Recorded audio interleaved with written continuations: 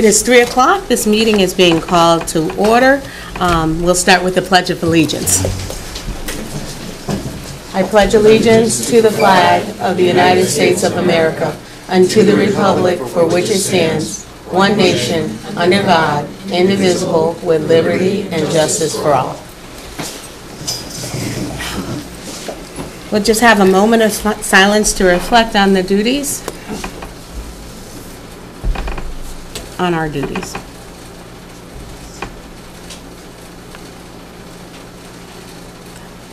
Okay. In accordance to Mass General Law 30A, Section 20E, at this time I need to ask if anyone else is recording other than the Board of Selectmen, LCAT.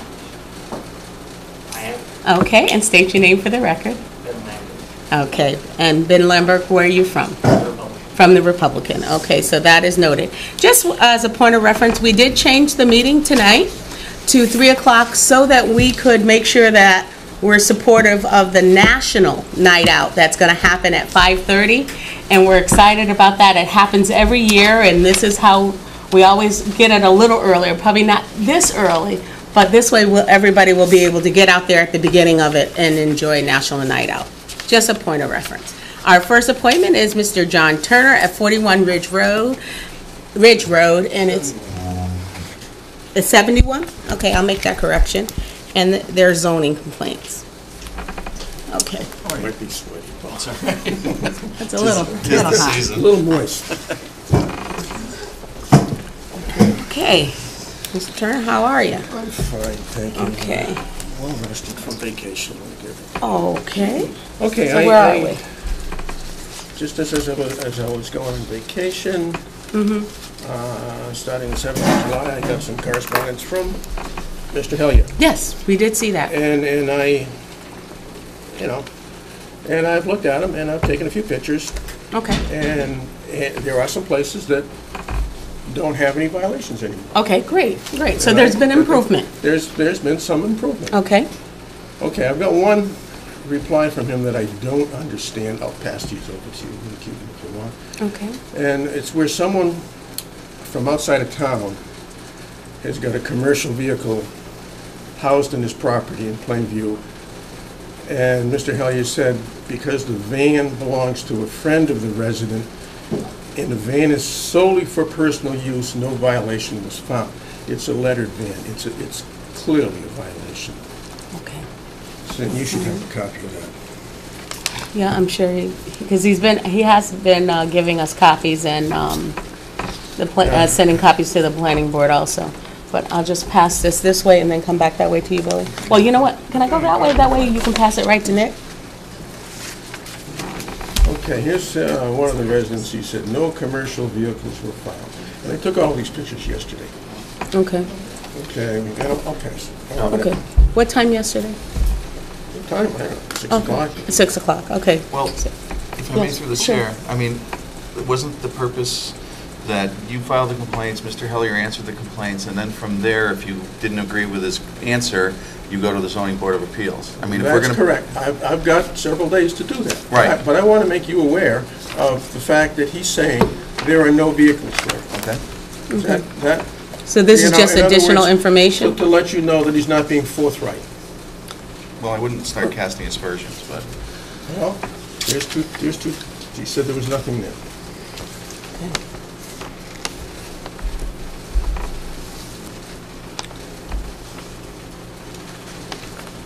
Can I ask a question? Yeah.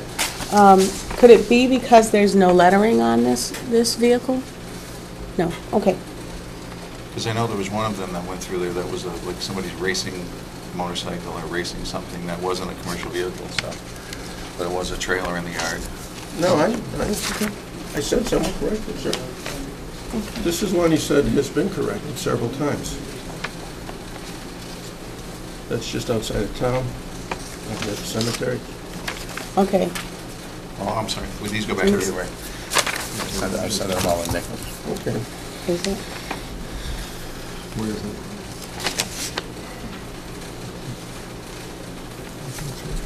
Okay. All right. Okay.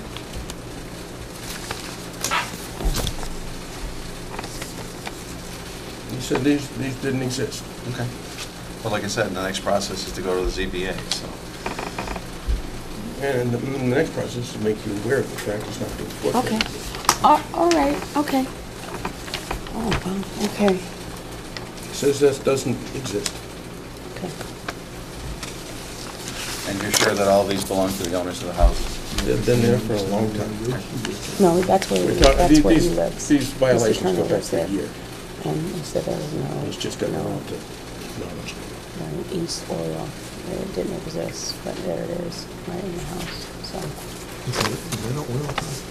It's East Springfield, something. East Springfield Oil Change.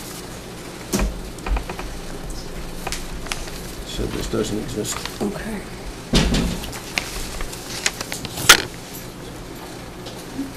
Is that what they call one of them basement, then? That's a cherry picker. Cherry picker. Okay, right there.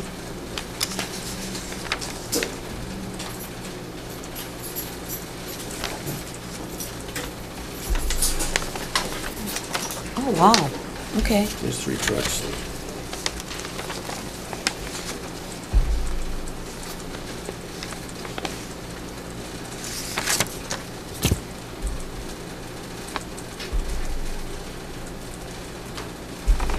Okay, I can keep going. if it's behind, so I have to ask Dan, I thought if it was behind the fence. If it's visible from the street, there is 3 trucks there, and this is the first time he's even made any attempt to do that. And he's had 5 years to get him, because he's got a small homeowners thing. Okay, This guy's had letters sent to him, okay.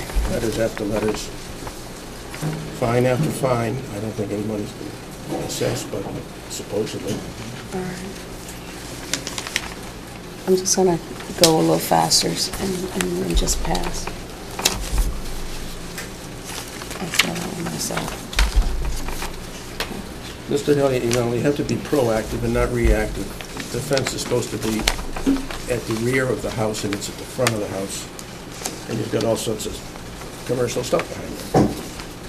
And Mr. Hilliard said, didn't say anything about the fact the fence was in the wrong place, and he didn't say he went on the property either. Did these, I guess the fence did is these in people the lose their house. numbers? Because the address is 146 No, Porter Road, that's where he lives. post on the front says This is 6. a letter addressed to him. Probably. Mhm. That's just down the street from where I live, right across from Porter. Oh, were you done with that? Yeah. Okay. I'm sure we can look at them again. That's All one right. of the problems I have, is because there's He supposed said to we be, could keep the pictures. you keep the whole thing. Okay. Okay, So, we can keep going here, keep going. okay. But he sends something out. He says it doesn't exist. Okay. He works for you. All right. So at They this. obviously exist. Okay? Picture's worth 1,000 words. Mhm. That's why I brought some pictures in. Okay. And some of these date back to, Yeah, I Last was year, reviewing your well over list a when I year saw ago. you were coming, yeah. Okay, and supposedly these people have been fined. Well, not the ones that he found with no violation. No, but I've got a bunch here that Oh, all that he right. did, and he sent them letters, and just on those, the town would have another $100,000 or so in their coffers in owed fines, okay, because it's $300 a day. right. And if it's 40 days, that's quite a substantial amount of money. Billy, And some of them, he sent letters to a year ago, okay, and that's a year's worth of fines. And when he sends a letter, I mean, I assume he has 30 days to fix it. And if I'm sitting here a year later, and he hasn't fined anyone, is he really doing his job? okay. So Yeah. we're gonna take those under, like, Billy, you're his liaison, would you like to bring the pictures to him and speak with him about that? Well, also, as far as the ones that he found no violation, if I may, through the chair, Yeah, that yes. those have to go on to the zoning board of appeals. So, Exactly, but If I choose to. if we choose to, yeah. Let's, because I know, and you know, that if I go to the zoning board of appeals, it's gonna cost me $100 Right. I believe it's per. per one. Yeah. Yeah, per one. I understand that, Yeah. Mr. Federici. I understand that 100%, And here's another one on Allen Street. And one of the problems with some of these things is, just like you said, there's no numbers there. Right. There's no numbers on the post office box, post box outside. You don't know what it is. In the spirit of being proactive instead of reactive, it's the fire department's job to make sure people have numbers on their houses and their mailboxes. And that's for public safety. Because if there was a fire and they said, 154 Smith Street, and there's no numbers or on the box or on the house, they don't know where to go. All right, so most of these that you have here, there's no numbers on them? No, there's numbers on a lot of them. Some of them have numbers. Some of them get 2 or 3 boxes, and you don't know which house is which. Are they counting by 2? Are they counting by 4? Okay. You might know this number, you might know that number, but you don't know what the numbers are in between. Okay. So, but there's no numbers on the house? Usually when there are mailboxes that are set up They're supposed to in have a numbers group. on the mailbox. On the mailbox and on the house. It's a town law. Okay, so you're saying there's no numbers on the house? Some have no numbers on the house, some have no numbers on the box. Got it. Some are half right, some are missing numbers. Okay. And the other thing that Mr. Hellier hasn't done is he hasn't gotten back to me on quite a few complaints. Okay, but can we say that it's gotten better, Mr. Turner? Yeah, he's taken care of about half a dozen or so things. Okay. And some things don't exist anymore. Okay. And sometimes, Mr. Hellier's modus operandi is to take the complaint and go and talk to the person. Okay. And oftentimes, that'll fix the solution. In the thing about the home business violations, oftentimes they're just lazy about putting the stuff away. Okay. All right. Okay, in other words, why do I want That's a hypothesis, yeah. why do I want to put this out back when I can just leave it here? Okay. So what we'll do with this is, he's cited no violation. However, Billy is his liaison. He can speak with him with regards to the pictures, etc. I know you've been here several times. For a year and a half. Is this, Over a year and a half. but this is a conversation, yes? Yeah. Okay, just making sure, because I want to make sure what we're doing here. Okay, so can I have those Yeah. pictures? These are And things that he says doesn't exist. Say he doesn't, I don't know what that exists. And I can't honestly understand, and if you can explain the logic of someone from outside of town can come into your house, or if you live on your property, and put any piece of commercial equipment there, and it's not a violation of our law. It is a violation it of our is, law. okay, of our bylaws, it is, okay. You can't, Did you you want know- to give me those also? These are just the places that he's Oh. he's I was talking about- numerous letters to. He sent numerous letters there, and if he had signed them a year ago, there'd Where's the be money? well over $1 million owed to the town. We could use the money, but Yeah. certainly we want to, But that's what really galls me, because why should I come in here? He's not gonna. no, Mr. Gorman, Yeah, will what you- time of day you taking these pictures, Mr. Turner? It's at 6, he said earlier. It took him around 6 o'clock. Because I got a letter sent to my house by a disturbed person that you took a picture of him, he was home for lunch. I never And- took a and picture of anyone home You from took a lunch. picture of his truck in his yard, and it was a government vehicle, and the guy was really perturbed that you would do something like that. I have never, first of all, I didn't take any of those pictures, my wife did, okay? Well, I don't I care. don't know who how took to, I don't them. know how to use the camera. I may have taken a picture trying to get a picture to come out, and I don't even know if it came out, and I don't know if it was me, and I didn't Yeah, take I any don't- picture. Mr. Turner. I didn't knowingly take any picture of a government truck. I don't Okay? care who took the picture, but it was at one of our meetings, which he saw on TV, and he was disturbed about it, and wrote me a letter over on Kibbe Road. Okay. And he was home for his lunch hour. I mean, you can't be going, just looking for problems. I'm When not people are home, I mean, people can go to the Well, house where with a was it? truck. It's on Kibbe Road. Where on Kibbe No. Road? I got it at home, I'd have to look it up. Okay. Why don't you have that conversation offline and Okay? come to some I sort of really agreement? don't know. I tried to take some pictures yesterday. None of them came out. okay? I was So- trying to use the camera and learn how to focus it. This is my wife's camera. Okay. And I said, is this gonna come out? Is this gonna come out? I didn't take any picture of any government truck that I know of. Okay, just, I understand that. I'm not even gonna correct it at this point. Mr. Gorman has it, and so we'll go forward that way. Yeah. And, A government maybe at truck. our next meeting, Mr. Turner, at our next meeting, Mr. Gorman will bring a report in. And I Okay. know that Mr. Hilliard had a complaint that I got completely fouled up, and there are typos in his complaints, and I had a number that doesn't even exist in Kibbe Road. And instead of going and making a big deal of it, all he had to do was call me and say, this address doesn't exist, and he said, fine. But I said, fine, then don't do anything with it. Supposedly, there's been a big hubbub about, a wrong name and a wrong address. Okay. And if someone makes a mistake, you simply say, this is incorrect, could you please fix it? That's all, that's all that has to be done. We'll get there. We'll get there, Mr. Turner. And I am really concerned with the aesthetic value of this town going down and down because we're not enforcing a lot of our laws. Okay. And But, A lot of our not to cut streets you off, are and looking forgive bad. me, I don't mean to be rude, but it is getting better with your own words. You said that there was some more work done. I know there's some more work to be done, Okay. but, do you know what treading water means? okay. Okay, thank you very Mr. much. Turner.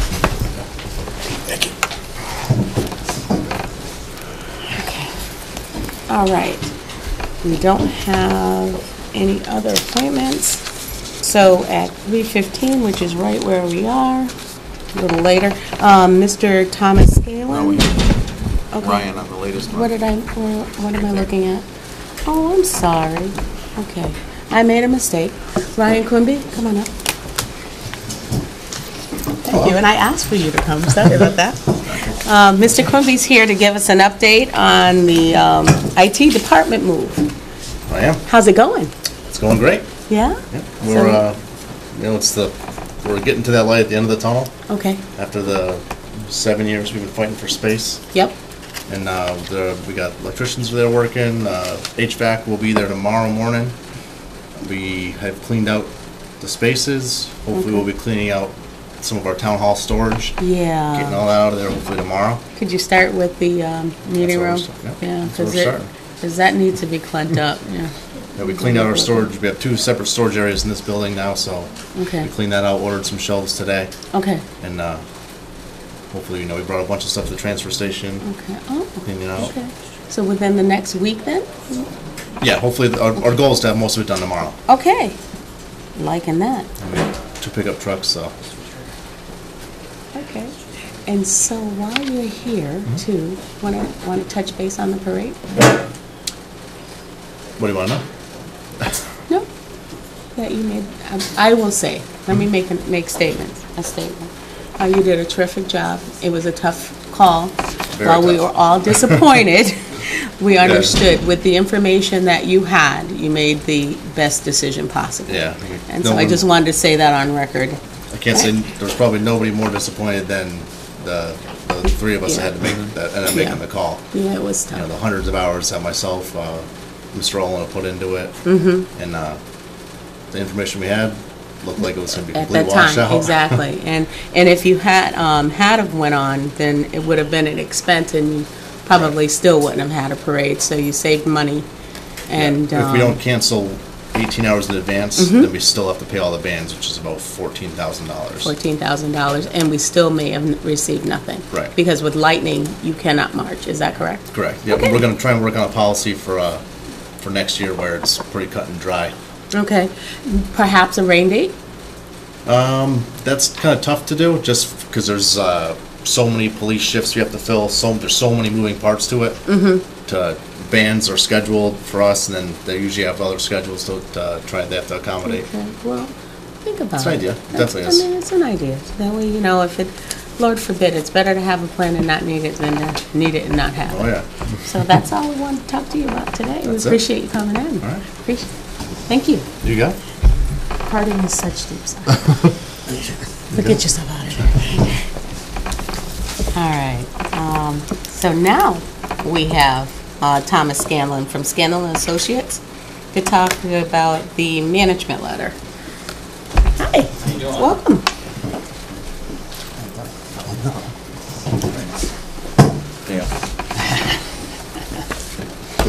Have my summer garb on.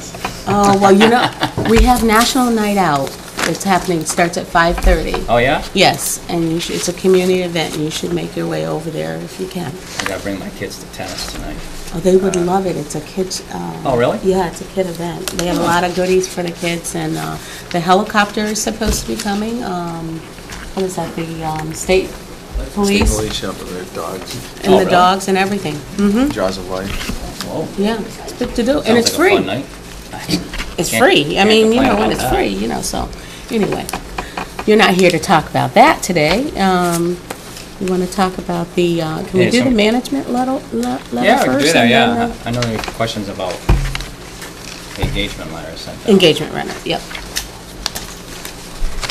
Now, I know, can I go first? Oh, sure. Okay. I noticed there were a lot of recommendations that were in here, which is what's supposed to be in there. However, would I be correct in assuming that some of the things have been on this list for a while? Yeah, we kind of segregated them out between prior year and current year. Mm-hmm. So the prior year's the ones that have been on there for a while. They are other matters, they're not what you had in the past. You had some material weaknesses and some significant deficiencies, which are matters you want to address Right probably in away. year one. Okay. Year two, because you had some cash reconciliation issues, some accounts receivable issues, Right. just maintaining your general ledger. Right. So those got rectified Okay. in the correct amount of time. Now, how long these are, let me see, these are recommendations. Correct. So we can choose to do them or choose not to do them. Correct. But when we choose not to do them, then the consequences are what you listed? Well, say something, if we have one in here like landfill post-closure care costs. Right. Again, that's kind of ongoing. You're kind of assessing as you go to put on your financials, to come up with liability. After a while, if you have the same board intact, we'll kind of agree to take it out if you're not going to do anything about it. So we kind of get that in writing and remove it, things like that. Just to highlight areas, if you want to pay attention to stuff in the management letter about actions that I would follow up on is deficit accounts. That's one area where your free cash is being penalized. Right. For free cash. I think the significant one on there was the capital projects, which had to do timing and borrowing. I anticipate that going away for this June 30th, but that's definitely something has Okay. a board you should be monitoring. And I know DOR puts out how they calculate free cash. Okay. And on there, they kind of itemize all your deficit accounts. And I would recommend getting that and reviewing it and looking at that. Okay, and, You just want to see reoccurring ones on there. yeah, and then the liability with regards to compensated absences? Yeah, that's just something That we're was- recommending in all our communities is the state legislature passed a law allowing you to set up a reserve. You should always take advantage when they're allowing you to set up a reserve. They can kind of be correlate to a stabilization fund. Okay. So when people leave, that's built into current year's budget. You can pay the compensated absence out of that fund instead of hitting the tax rate at that given time. Okay. Other areas I would hit is improve bank reconciliations, and that's from a prior year number 2.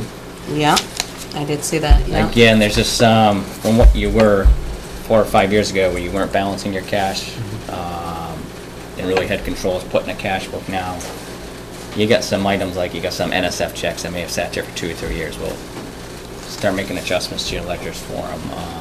You have some amounts, bank charges, some outstanding checks that's been on the outstanding checklist over a year. So these are the type of things we're talking cleaning up. We Okay. communicate all those matters to the treasurer's office. Okay. Another key one would be reconciliation of health insurance withholding. Okay. I think a lot of work needs to be put into that area. Even though improvement has been made over the years, I still think there should be some steps to take place. And again, we've gone over with Tom and both Toms. Both Toms, okay, yeah.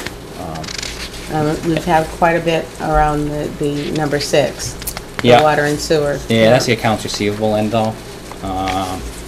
Where years before you weren't balancing to the subledger, now you're printing the subledgers and you're making attempts to it. You're still variances there, and I think I laid out the Yeah, variances. you did say Yeah. what the variances were. You know, it changed from 16,000 from the year before. Yeah, to 10. Yeah. Again, it's you know, you're billing out, and you got one department that's billing, town accountant's keeping track of the receivable. Control there is balancing to each other. Okay. Again, as you know, we're coming in on our sampling or pulling out. When we see variances like this, we do a lot more testing in the collections area, more than the abatement area. We kind of want to fine tune its collections. And this area is more billing and adjustments.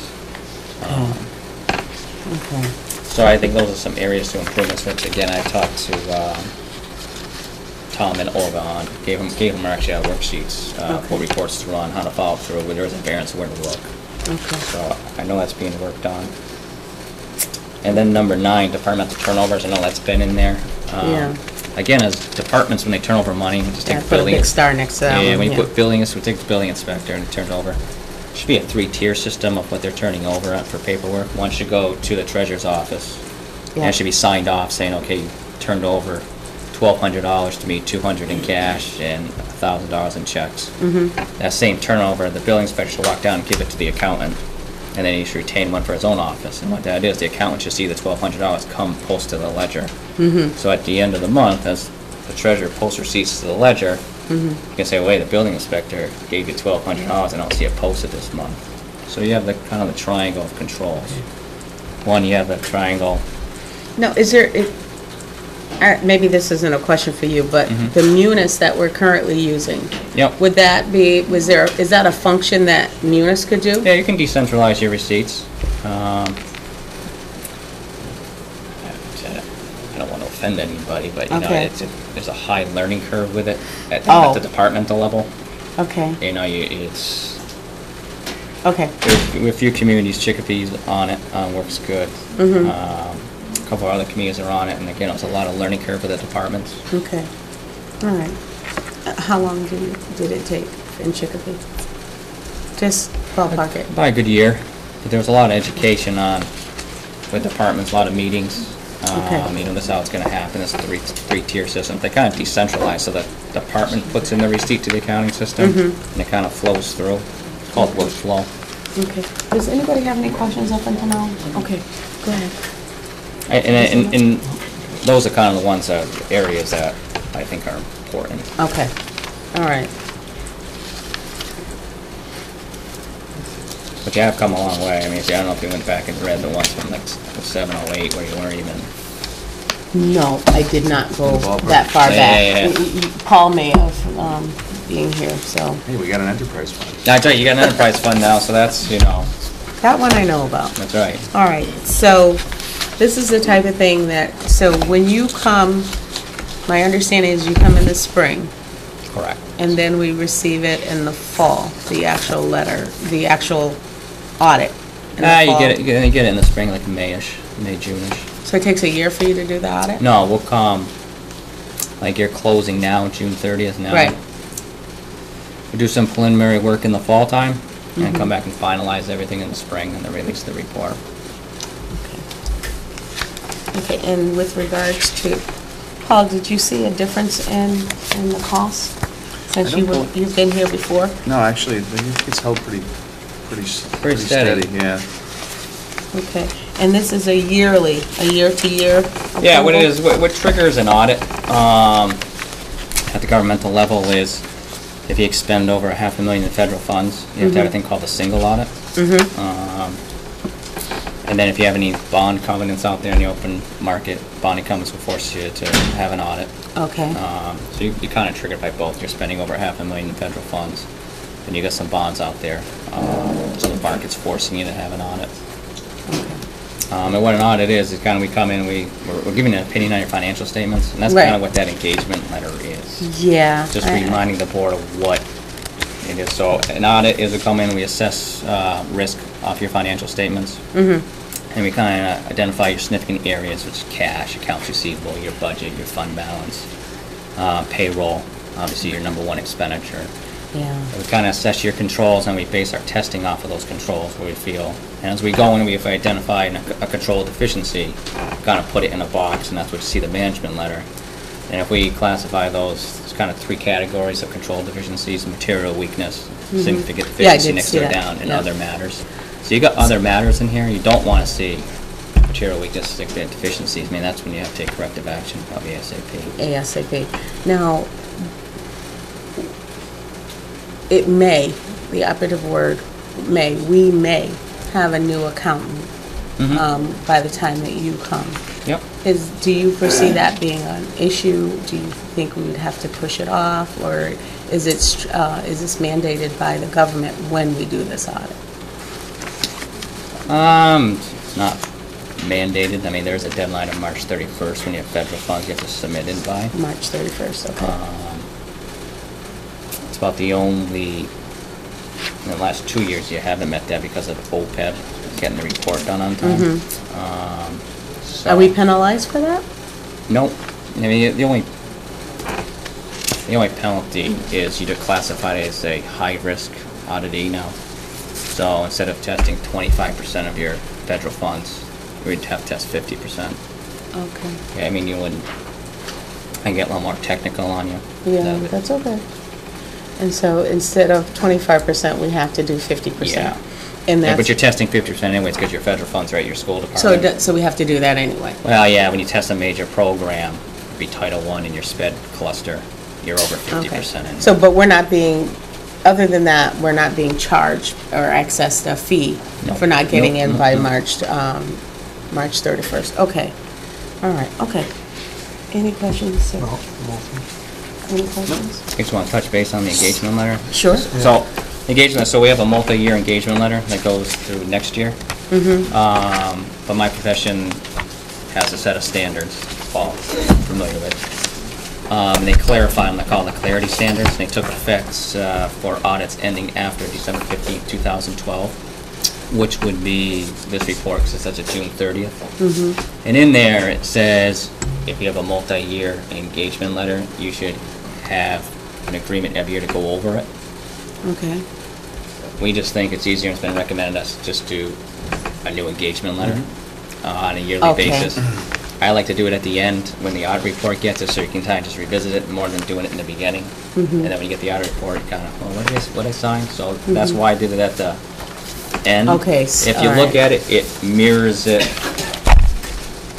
What it did is the clarity standards kind of spelled out management's responsibilities clearer. It didn't change them, it just stepped them out on a little basis, and you can see, I got the old You talk one about the here. management discussion and analysis? Yeah, that was Okay. already in there, because there's the old one. The old one just made reference to management discussion analysis in the second paragraph, where this kind of defines it as RSI, which Okay. requires supplementary information. So it split out what RSI was and what SI was, supplementary information.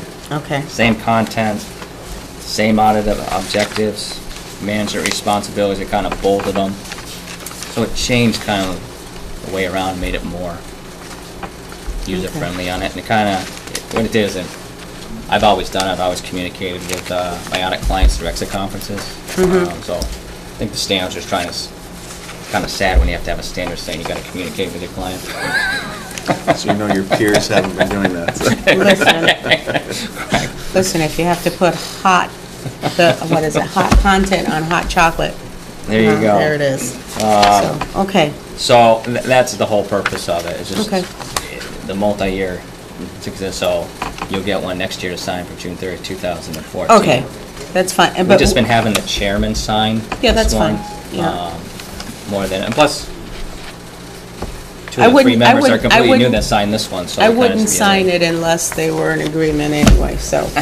And I will ask them if they are. At this point, are you in agreement with signing that engagement letter? So if you have it, I'll sign it Yeah. now. And as far as the price goes, I think I'm pretty aggressive on that pricing. Well, you know, Probably under about three, well, 4 well, grand. you know, free is always good. Free's always good. Free would work, and then you could really come. I always ask my employees for it for free, but they never want to. Oh, no, that doesn't work. That doesn't work on your part. But if you have questions anytime, again, I think the audit process is a whole yearly thing. I just don't think I show up for 2 weeks, issue a report and say, see ya. You know, if you have any questions about anything about your budget or any kind of, I will be Technical calling you term. this year, though. yeah, not a problem, Okay. not a problem. Do you need a copy of that, Nick? Yeah, and you can send it to me, yeah, no problem. Okay.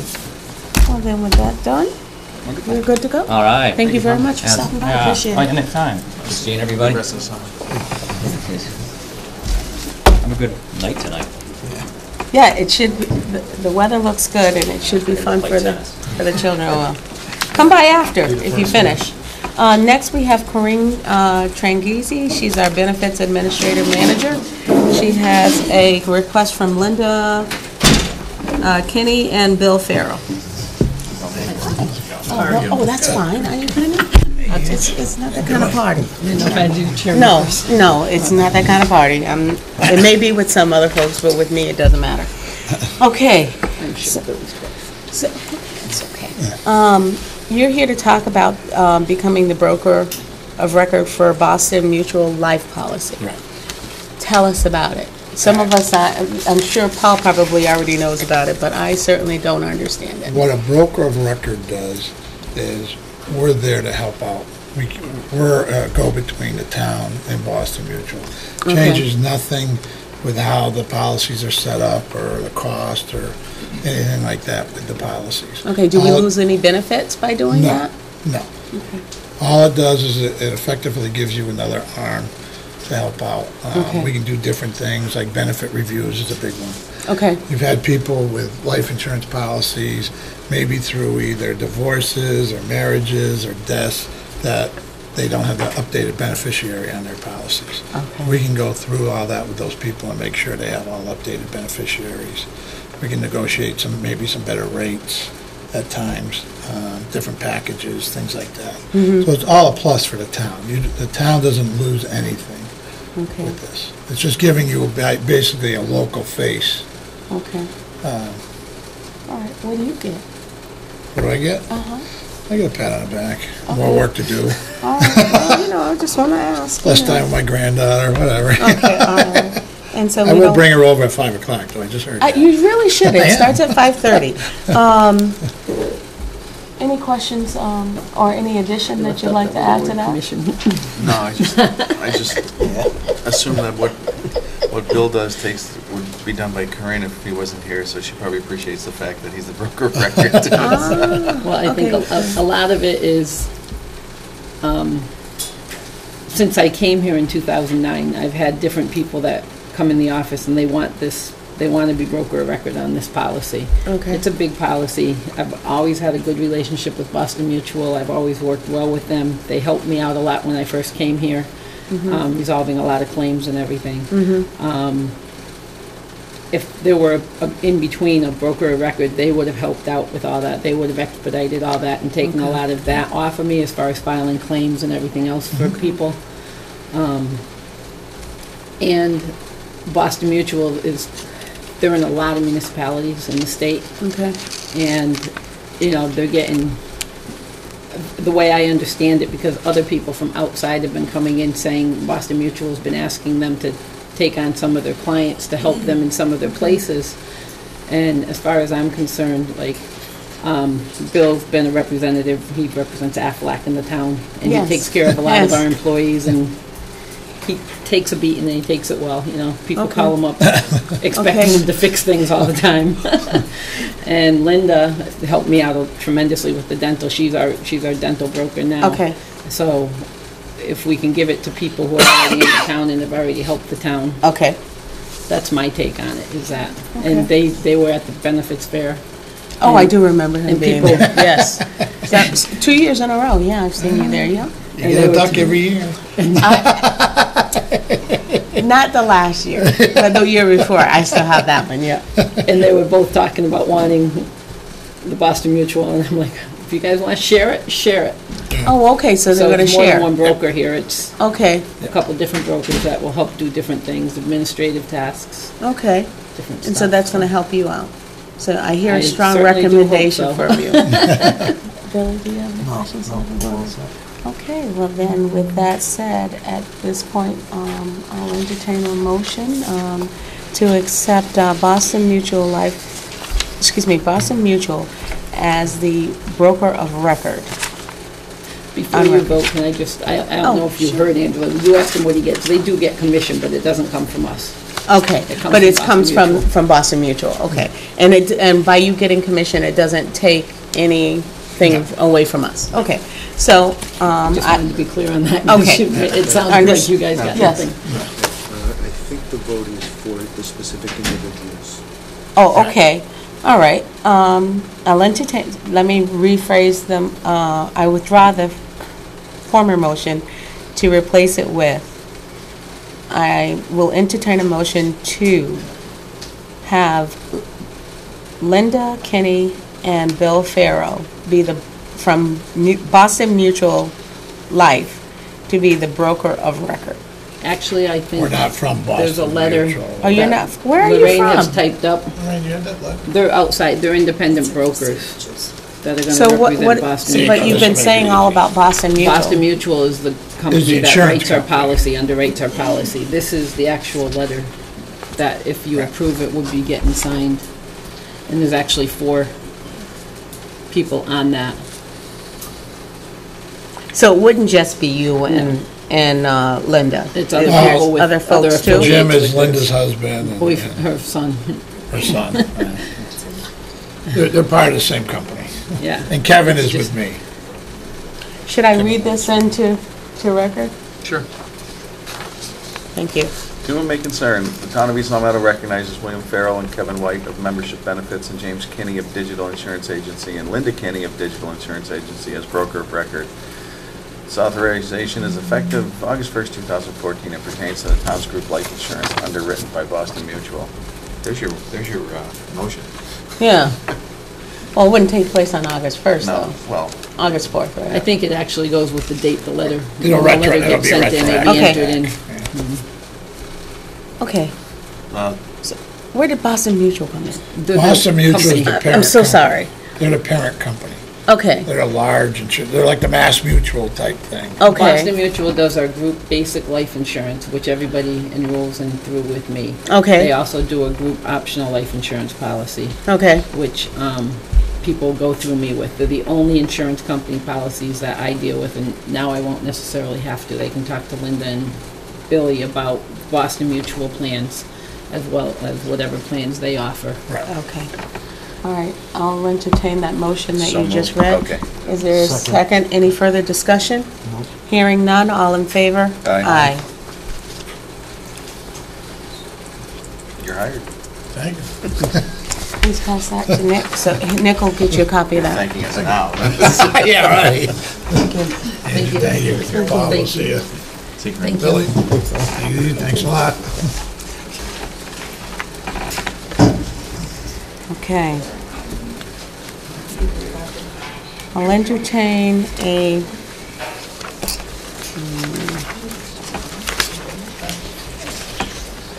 I have to get these to her.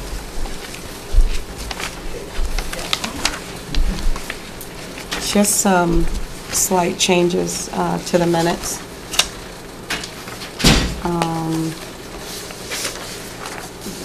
I believe we made a motion on the 29th for one civil service.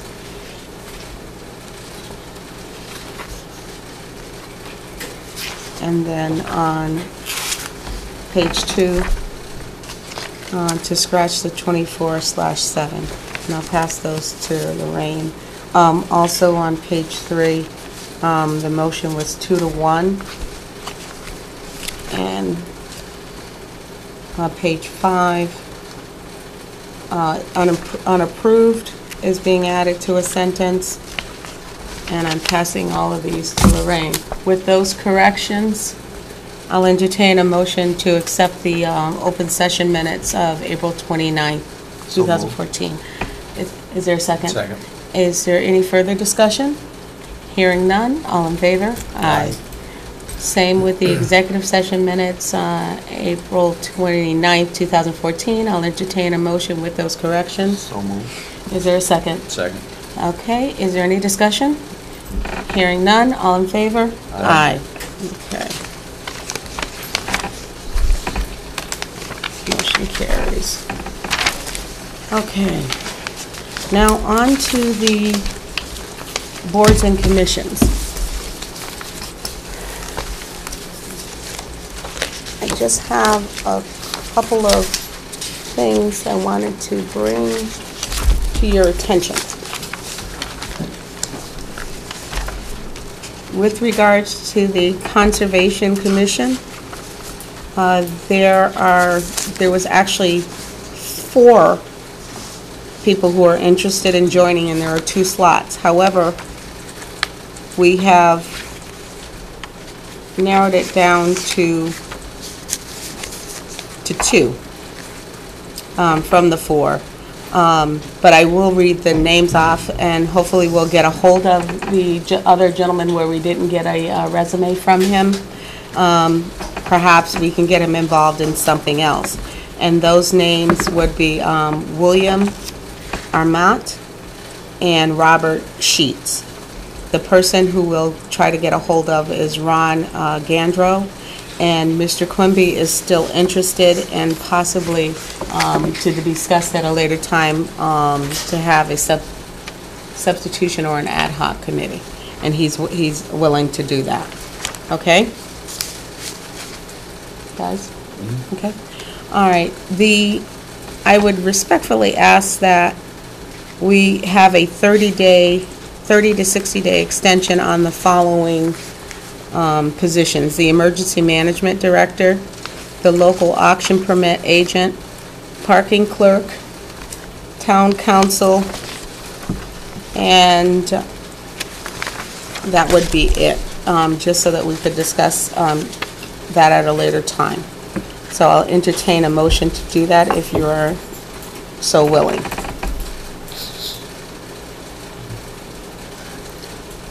If I may, through the chair, before we do that, are we voting on the Conservation Commission people, or? Well, I figured we could do all of that after we Oh, okay.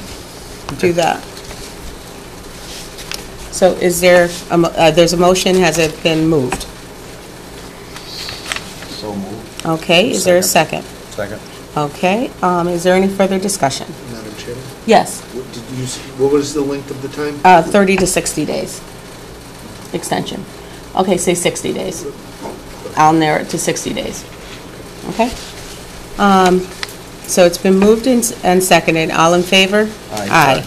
Okay, the other commissions, as they stand, and the Conservation Commission, all those appointments, I'll accept them as they are. I'll move that motion. Is there anybody in favor of that? This is with the 2 new people? This is with the 2 new people. So moved. Okay, is there a second? Second. Okay, is there any discussion? Hearing none, all in favor? Aye. Okay. That's done. Mr. Gorman, the next one is the open CIC grant. How's that going? Madam Chairman? Yes. Just for clarification, did that last vote, that encompass the Housing Authority one as well? Yes, anyone that wasn't Anyone that discussed. wasn't. Mm-hmm. Okay. Okay. Thank you. No problem. Always better to get it clarified. I've been working with Nick on this Okay. open checkbook program, Okay. and we were sent this paper from the state to make out. Okay. And what's going to happen with this, for the first year, we put in for a grant which covers everything. And if we like this, we can continue it, but once we got it implemented, there's no cost to this after. There's no cost at all. So the town, if the town wants it, they can drop it, they can keep it, whatever they want to do with it. But, the thing is this checkbook feature will be on the town website, And the public will be able to view every vendor check and payroll check that is issued by the town. This information would include the amount of the check, the recipient, and the general purpose for which we found by clicking on the town website. The information will be updated online on a weekly basis. And yes, Ryan, you're gonna have to work with us on this. I see you looking at me. The new feature would allow for a full transparency and full accountability of the town government. Springfield was the first in the community to get this in Western Mass to post it checkbooks online. It was modeled after an open checkbook program implemented in December by State Treasurer Stephen Grossman regarding state expenditures. It is also being done in Worcester and some other communities. The information can be downloaded, and the town would save thousands of dollars by setting up a new system, maintaining it in-house rather than going outside to an outside firm, and a feature would not bear any added cost to the town. Great. So I've been working with Nick on this. This is a draft of it right here. Okay. And so the first one, so do we have to get the grant first? We gotta put in an application, Okay, which Nick is gonna do for me. okay, And then if we're selected for If we're the selected? grant, Okay. it's a selection process. what's the timeline look like? I've got this. Oh, What'd they tell you for a timeline on that, Nick? I don't know that I've been given an exact date for this Yeah. round, but the cycle has started. okay. The cycle has started. Through the chairman, Yeah, sure. Selectman Gorman, if I could maybe add a little bit to explain to the board Yeah. about the process. Yeah. So the Selectman Gorman had been in contact previously with the city of Woburn, and they are a lead agency with a community, the grant that Selectman Gorman's talking about, a CIC grant, which is how we have our shared public health nurse. Right, Through a okay. CIC grant. So the PVPC is the lead agency in that grant. The city of Woburn is the lead agency here. They have, I believe, 6 communities, including Woburn, that became part of the first round. This is now the second round. East Long Meadow is in position to be part of it. I don't have an exact date of Okay. submittal for the grant Yeah. application, but the process here would be for the town, East Long Meadow, to submit this to Woburn, and then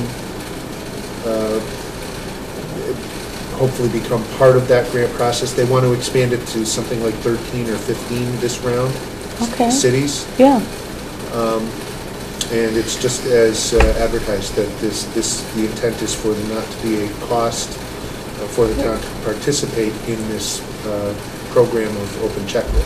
okay. So even after, if the grant should run out, as grants do, there still would not be a cost. The cost is affiliated with the setup, with the startup of it? Set up, yeah. Setup, okay. Okay, free is for me. Which your accountant will have to work with the IT department on it. Okay, all right, that sounds good to us. I don't know about you, Ryan, but it should go. Okay, well, Selectman Gorman will probably bring you right up to speed on that. I'm sure he'll make a point of doing that. Yeah. Okay. As soon as we get everything. If Yes. I could just add to, what the board has there is a draft that I've been working on with Selectman Gorman about a grant application that goes back to Woburn, and it does have signature page for the Board of Selectmen on there, depending on how much review the board wants to give on the application. Okay, Where we are right now is, at some point, that version needs to become the final and sent off. okay. Okay, so right now it's a draft. Can you put a copy of that? I don't know why it's not in my packet. Don't have it. When you get a minute. Or I'll just look at it after. Did Paul want to see this? Paul has I have one, he one. said. You He got one, has Paul? one. Yeah. Oh, so you go online and okay, yes, there you go, bragging again. So, okay, all right. Well, thank you for your work on that, Nick and Selectman Gorman. I think free is wonderful. Okay, notification of National Grid cancellation of public hearing for franchise rights. Nick?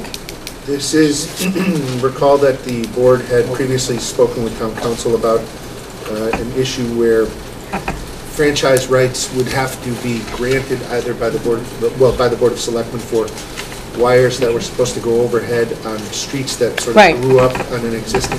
Well, come to find out, they didn't need to do that after all. Okay. So this is your notice. Okay. All right, we can live with that. Now, if it's, the next is the Park Place North and Park Place South situation on our agenda. To my board members, Mr. Carabetta has asked to address us. If that's agreeable to both of you, I would entertain that. Sure. Yeah. Okay, so Mr. Carabetta? Thank you. Hi, Michael. I know Mr. Donahue has done some legal research on this, and I just want to follow up with that. Okay. Legal Street was taken, but it was taken from Callender Avenue to Park Place North, which has been accepted. Unfortunately, I have not had time to reference the deed because of the date. I believe it was 1938 is not online, so I have to go to the registry of deeds and actually physically get it. Okay. So I do not have that information. But that information will show what has been accepted and what has not been accepted. So what I'm led to believe is Leal Street from, again, Callender Avenue to Park Place North has been accepted by the town. In this instance, there's a lot of streets like this in town, older streets where part of it has been accepted, part of it doesn't exist, and then another part will be accepted. If a street goes through the middle of a stream, for obvious reasons, it's not going to be developed. So that part of the street will not be accepted, but the street that is developed, that services the public, and as, you know, the fire department, police department, that would be accepted. Okay, so what I hear you saying is that you need some more information and you don't have access. I didn't have the opportunity to bring it with me today. Okay, well, are we okay with moving this matter to our next meeting to give him the opportunity? Okay, so we'll table it and we'll give you an opportunity to bring that forth. Terrific, thank you Okay. very much. Billy? Oh, thank you. So Nick, can you put that on our next meeting? Okay. Okay, next is the town accountant. At our last meeting, we had decided that we would come forth and bring our recommendations for candidates for interview for the accountant's position. I have my list here. I don't know how you guys would like to do this. I can. If I may, through the chair. Absolutely. I've got a question for town council. One of our candidates has asked for relative privacy because of where he's currently employed. He doesn't really want it out there that, you know, he's a candidate for this job yet. How do we handle, I mean, like I've chosen 4 out of 10 or however long, you know, that would be my theoretical 11. candidates. And how do we handle the fact that this one person doesn't really want their name out there in public until They became a finalist. Yeah. Until what? I guess Final decision is made? No, till they become a finalist. Yeah, you know. Once you reach the final group of candidates for selection, and you're through your process of eliminating the initial applicants, then my understanding is that all of the candidates' names are available. Okay. So that's basically what we're doing today. Is getting our final candidates here in some form. We're getting the whoever, it might not be the final, I think finalists would be just the 4 or just the 3, whatever Okay. amount. So do you want to have 2 finalists or do you want to have? Okay, how many people do you want to interview? We had 11 applications. So I have 4, like you I have have 4. 4. How many do you have? I got 1. You have 1 that you wanted to have interviewed. Okay, so we'll interview, it sounds like 4, and then the finalist would be that Which we have 4. to have the same 4. I know. So that list will be narrowed down to what? 2? Or 3? I would have 3. 3? 2? 3? 2? Could you be acceptable with 2? Or okay, so we'll narrow that down to 2 candidates. Madam Chairman? Yes, I have a question for you and for council. yes. Is the board now considering taking a group of 4 and then doing interviews and then putting that down to 2? We would take everybody that is, assuming that what he has, what I have, and what Selectman Gorman has are all different candidates, we're going to interview those, narrow it down to 2. And then those will be the finalists, and then have the final interviews, and that would be in front of LCAT. So to start off with, you could have a pool from anywhere from, you would have a pool From of 9. 2, 4, or 5, or well, It would be, if they were all different candidates, which I doubt they are, yeah, it would be 4, 4, 1, so that's 9. 9. Okay, so, I'm willing to Question pass number- my list to you, because I don't, for the privacy reasons, I don't think, the question, if I could, just before You you could. do that. Yep. A question for council, then through the chair, would be my understanding that this, taking a first round of interviews would be considered the actions of a screening committee, and therefore those first rounds could be conducted in executive session and allow for privacy on candidates. And then if it's the board's intention to whittle down, even if it's from 4 to 2, then that next round, candidates could be notified that they are going to be finalists, and therefore they would be disclosed in public prior to the interviews, and give them an opportunity to withdraw if they decided that they did not want to be considered a finalist for whatever reason. And I don't necessarily disagree with any of that, except for the nuance of the screening committee. And with respect to that issue, I reserve the right to give the board a more in-depth response, because usually a screening committee is made up of a committee other than the selecting authority. And so they're screening candidates, all of the candidates come in and making a recommendation to the board who's going to make the appointment of which candidates they feel are the best. Here, where the board is going to be doing a screening of all of the candidates, I'm not sure that the screening authority or the exemption from the public records would apply once the candidates are determined who are going to be the candidates to be considered in total. So I reserve the right to respond to the board with that. I don't have that information in front of me. I wasn't aware this was in effect. okay. All right, so we're going to move forward as if, so we can have a plan, because if we wait for another meeting, boy, do I know that synopsis. So let's just move forward. So we'll give the candidates, and now to set up an we need to set up the interviewing time. So if you can bring out your calendars, at least a timeline. And it also has to correspond with the candidates too. Right, but if you give some options, you know, so we're meeting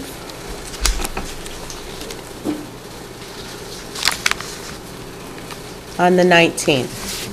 So if the interviews were to take place on or before the 19th, or that's not enough time, so no earlier than the 19th, I'm looking for your input on this. It would be better to do it before, because if we could get, I mean, obviously, we're on a timetable with our current town accountant, so if we could get if we could whittle it down to our X number of candidates and have them come in on the 19th for the final interview, that would be, in theory, ideal.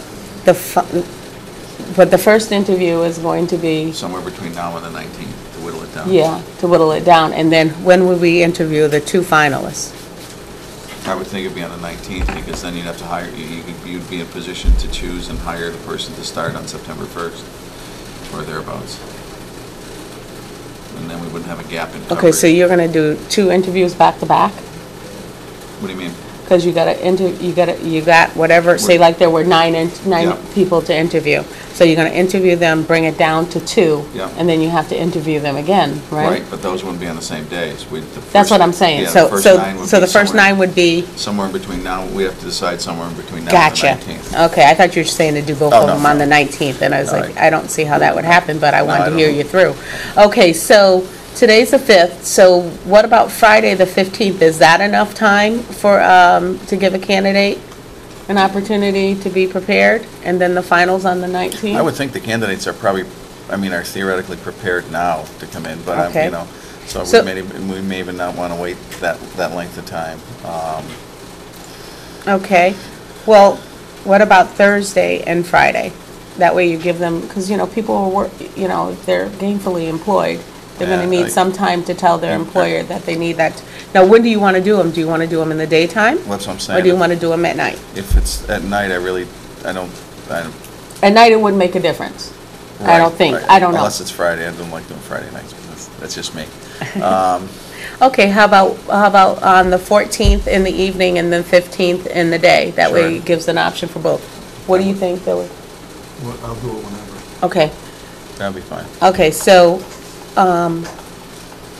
Nick, we're gonna set those interviews up for the 14th in the evening or the 15th, and what time in the daytime is good for you? Anything's fine. 10? That's fine. 10? Okay, so 10, so we'll keep that open. So the 14th, so we'll start at 6? 6? Okay, so they'll start at 6 on the 14th. 6. You sure you don't want to start at 5, just in case they all can come on the 14th? Sure, either way. Okay, so 5 on the 14th, and then on the 15th, 10 o'clock. And then the finalists, the 2 finalists chosen from those interviews will be interviewed on the 19th. And of course, that's pending hearing back from Attorney Donahue. Right. Okay? Is that good? Okay, pending. Yeah, no, Excuse no, me. you gotta. Trying to think about pending for the first interviews, because the only difference would be whether or not they would be in an open session. Right. Right, so So we'll still the do it dates are regardless. It'll still- just be a matter of how we let the candidates know how we're gonna be proceeding, and then they can make up their mind whether or not they want to participate in the process. So if they say, if Attorney Donahue comes back and says it has to be an open session, we let the candidates know it's going to be an open session. And if they, at that point, say they want to withdraw their candidacy, they can do so. Okay, because we'll find out. So it'll still go on, it's just a matter of who it goes on with. Okay, all right. Okay. Now, okay, the next is received a resignation from Tim LaRocca, that's in your packet. And the administrative assistant. In your packet is the tabulations of the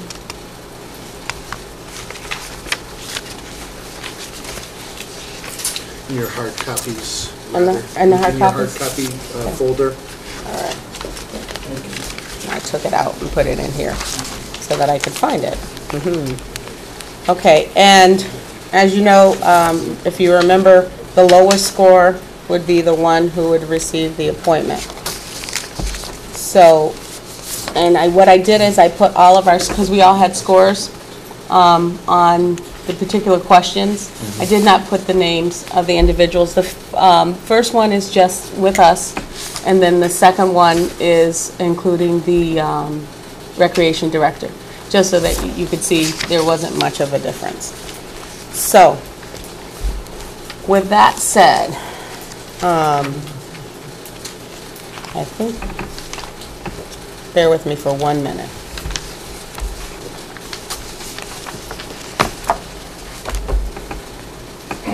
The candidate that had the lowest score would have been Lindsay Sawyer. So I'll entertain a motion to accept her as our next person. But the other thing is, at this point, because it has been so long, if for chance she were to not accept, I would make the recommendation that we say the 1 and the 2. And the second person would be Donna Byler. So I'll entertain a motion for the 1 and the 2. One being Lindsay Sawyer, 2 being Donna Byler. So moved. So moved. Is there a second?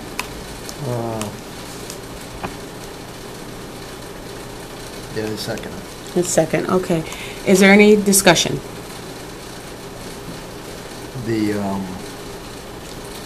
That Tim LaRocca, Tim LaRocca was the candidate, but he had withdrawn, so, he withdrawn from this area. yeah, he said he wasn't interested.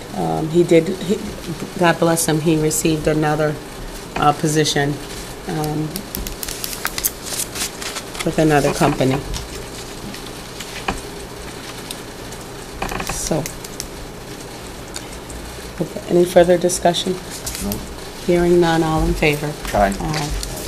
Nick, would you notify Ms. Sawyer, and if she were to refuse, please notify Ms. Byler. Okay, the part-time position that is available with Ms. LaRocca's resignation. Because this is a very busy time for the Recreation Department, and I did receive several phone calls with regards to trying to stabilize the department. I want to know if you guys would be interested in offering the part-time position on a temporary situation, just until we can really get the interviews done for the assistant. And I spoke with counsel, and he said that we could appoint for up to 6 months.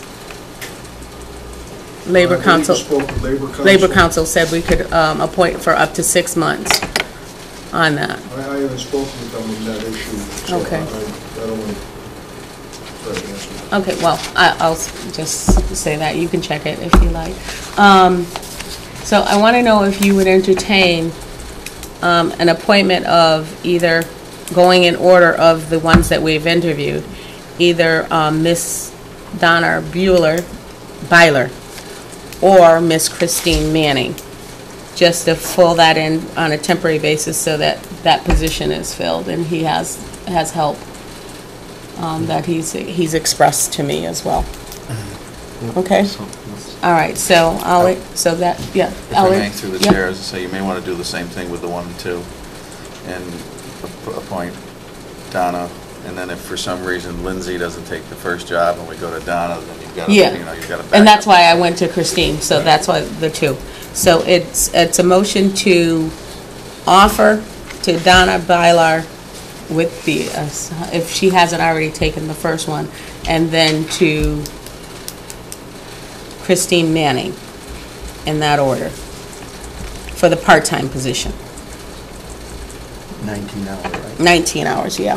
So moved. Okay, is there a second? Yep, second. Okay, hearing no further discussion, all in favor? Aye. Okay.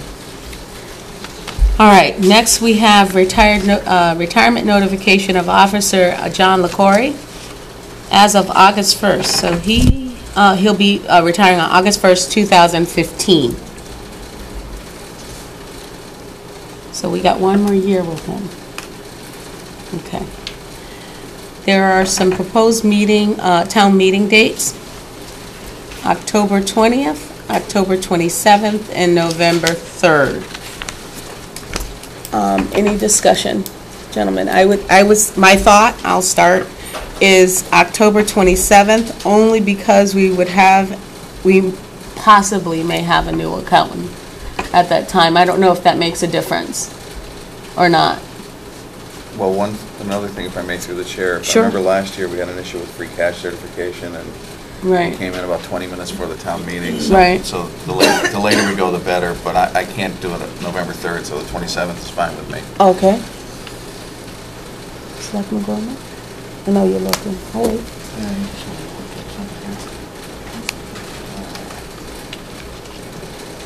And is that something we have to decide right now? Mr. Chairman, Okay. Yes. this is not something that absolutely must be decided this evening, but just a couple of things to keep in mind. Setting a special town meeting, as of right now, there's no matters definitely before, although I am aware that there's something maybe coming, at least with regards to an easement with National Grid. That may come up. There may be planning board matters that require a lead time, so longer lead time, so that they could conduct hearings. Okay. In the meantime, if there's something of that nature. And also, the timing is later in the month is better in the sense because of our quarterly billing. And it gets a little bit difficult to time things just exactly right between getting the tax classification, which will come up. And in fact, I'd like to have the assessor come to the board at the next meeting and talk about that process. Anyway, you do not have to decide it this evening. But is it better that we decide it so that people can start planning accordingly?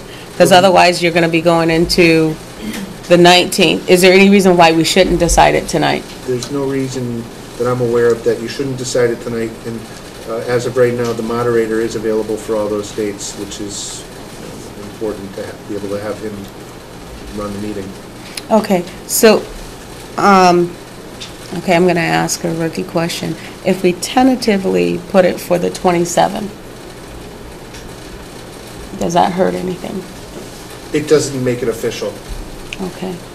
So if we're tentatively doing it, do we have to take a tentative vote?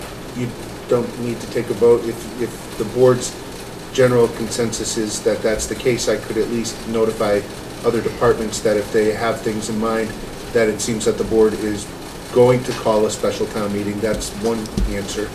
And then, say that the date could very well be this date. What do you think? What date? The 27th of October. October. Do you want to commit, or do you just want to leave it tentative? I'll just leave it tentative. Leave it tentative. And what about you, Paul? Either way. Okay. I'm leaning towards committing, because then people can plan. I don't know. So I think we're going to commit, if you're okay with that. Yeah. Okay, so I'll make a motion to set the date for October 27th for our special town meeting. So moved. Okay, is there a second? Second. Any further discussion? If there should be anything major that comes up, we certainly have enough time to adjust that. But hearing what my fellow selectmen have said with the 3rd not being available for them, and you said, and hearing from you saying that the 20th, the later the better, that's the happy medium, the 27th. Okay, so all in favor? Aye. Aye. So that's the date. Okay. Okay. One follow-up I Yes. would say to the board, and I didn't present it tonight not knowing the dates, but at the next meeting, I would plan to present to the board an outline of when warrant articles should be due in publication, just so you have an idea. And I think that would be good. The sooner we know that, especially with some of us being a little newer than others, that would be good. Okay. October 27th. All right. Next, we have a request from the E-Leaf president with regards to the E-Leaf Road Race to take place on September 21st, 2014 at 9 a.m. They are asking for a temporary food permit and also for the okay to do it. Now, we've heard back from fire and DPW, but we haven't heard from police. I spoke with him earlier. He didn't send, he said he was going to try to get it in. He didn't get it in. Okay, so I'll entertain a motion, which I really don't like to do this. I'll entertain a motion to approve the event on Sunday, September 21st at 9 a.m., pending the police approval and pending the temporary food service application from our temporary health agent. So moved. Is there a second? Second. Is there any discussion? A little bit about E-Leaf? You want to read that into record? Oh, sure. Sir? I'm writing on behalf of the East Long Meadow Educational Endowment Fund to request your approval of a proposed road race to be held in town. This is the third annual running of the race. The race, which will be known as E-Leaf's Run for Education, will be a 5K run-walk fundraiser with all proceeds to benefit the schools of East Long Meadow. We would like to hold the race on Sunday, September 21st, 2014. Registration is at 8 a.m. and the race will start at 9 a.m. I have attached a proposed route which was compiled with the assistance of Officer Bates 2 years ago. We took special care in incorporating the rail trail while minimizing traffic interruptions. Although we are still in the planning stages, we are aware that before the event can be approved by the town, we would need to satisfy insurance and safety requirements. With this in mind, please consider granting E-Leaf conditional approval for the event, subject to the aforementioned insurance and safety requirements. Thank you for your consideration. Sincerely, Dana D'Amico, President. Okay. All right. And you know, if we get stuff to the schools, that's the last tax dollars we have to pay. So the motion has been moved and seconded. We've had our discussion. All in favor? Aye. Okay, the next one is Town Clerk, RE Senior Administration Clerk position. I'm bringing to the board's attention that the clerk sent around to department heads an internal posting for a position in his office that I believe is an anticipated vacancy due to a retirement. And the board has the copy of the emails from the clerk along with the description that was sent with it. Okay. Do you have that email? Can I see it?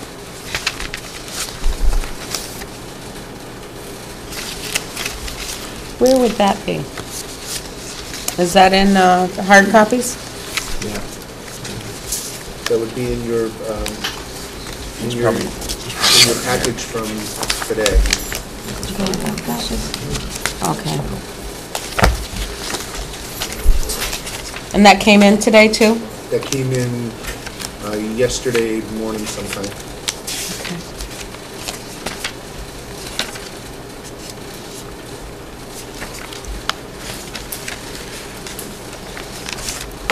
Bear with me, I'm sorry.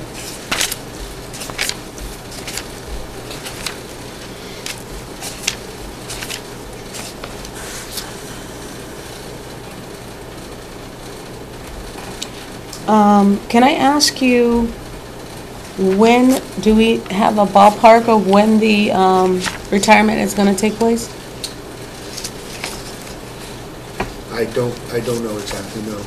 I'm assuming it would take place within a month. Yeah, I don't see the email here. Within a month.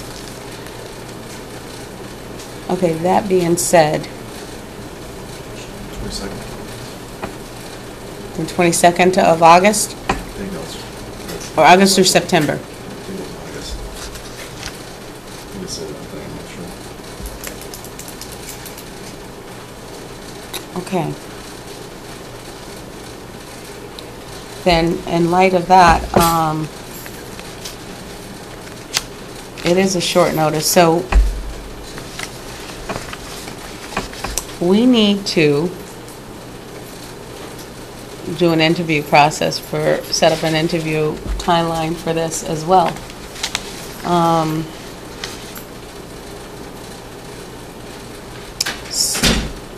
So who would like to be involved in that, other than myself? I know that you would too?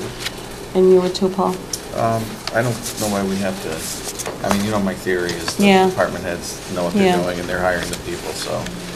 Yeah. I don't think we need a whole group, in my opinion. Okay, yeah, I was thinking if we have those interviews set on the, I can't do it because we still have to post it.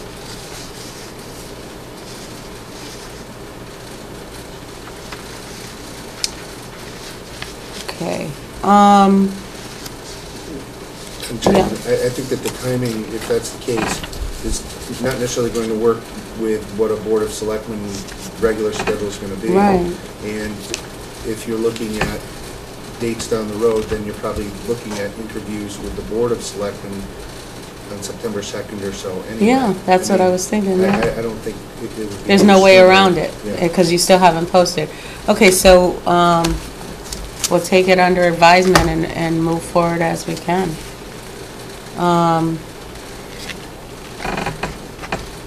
That's my liaison, so I'll speak with Mr.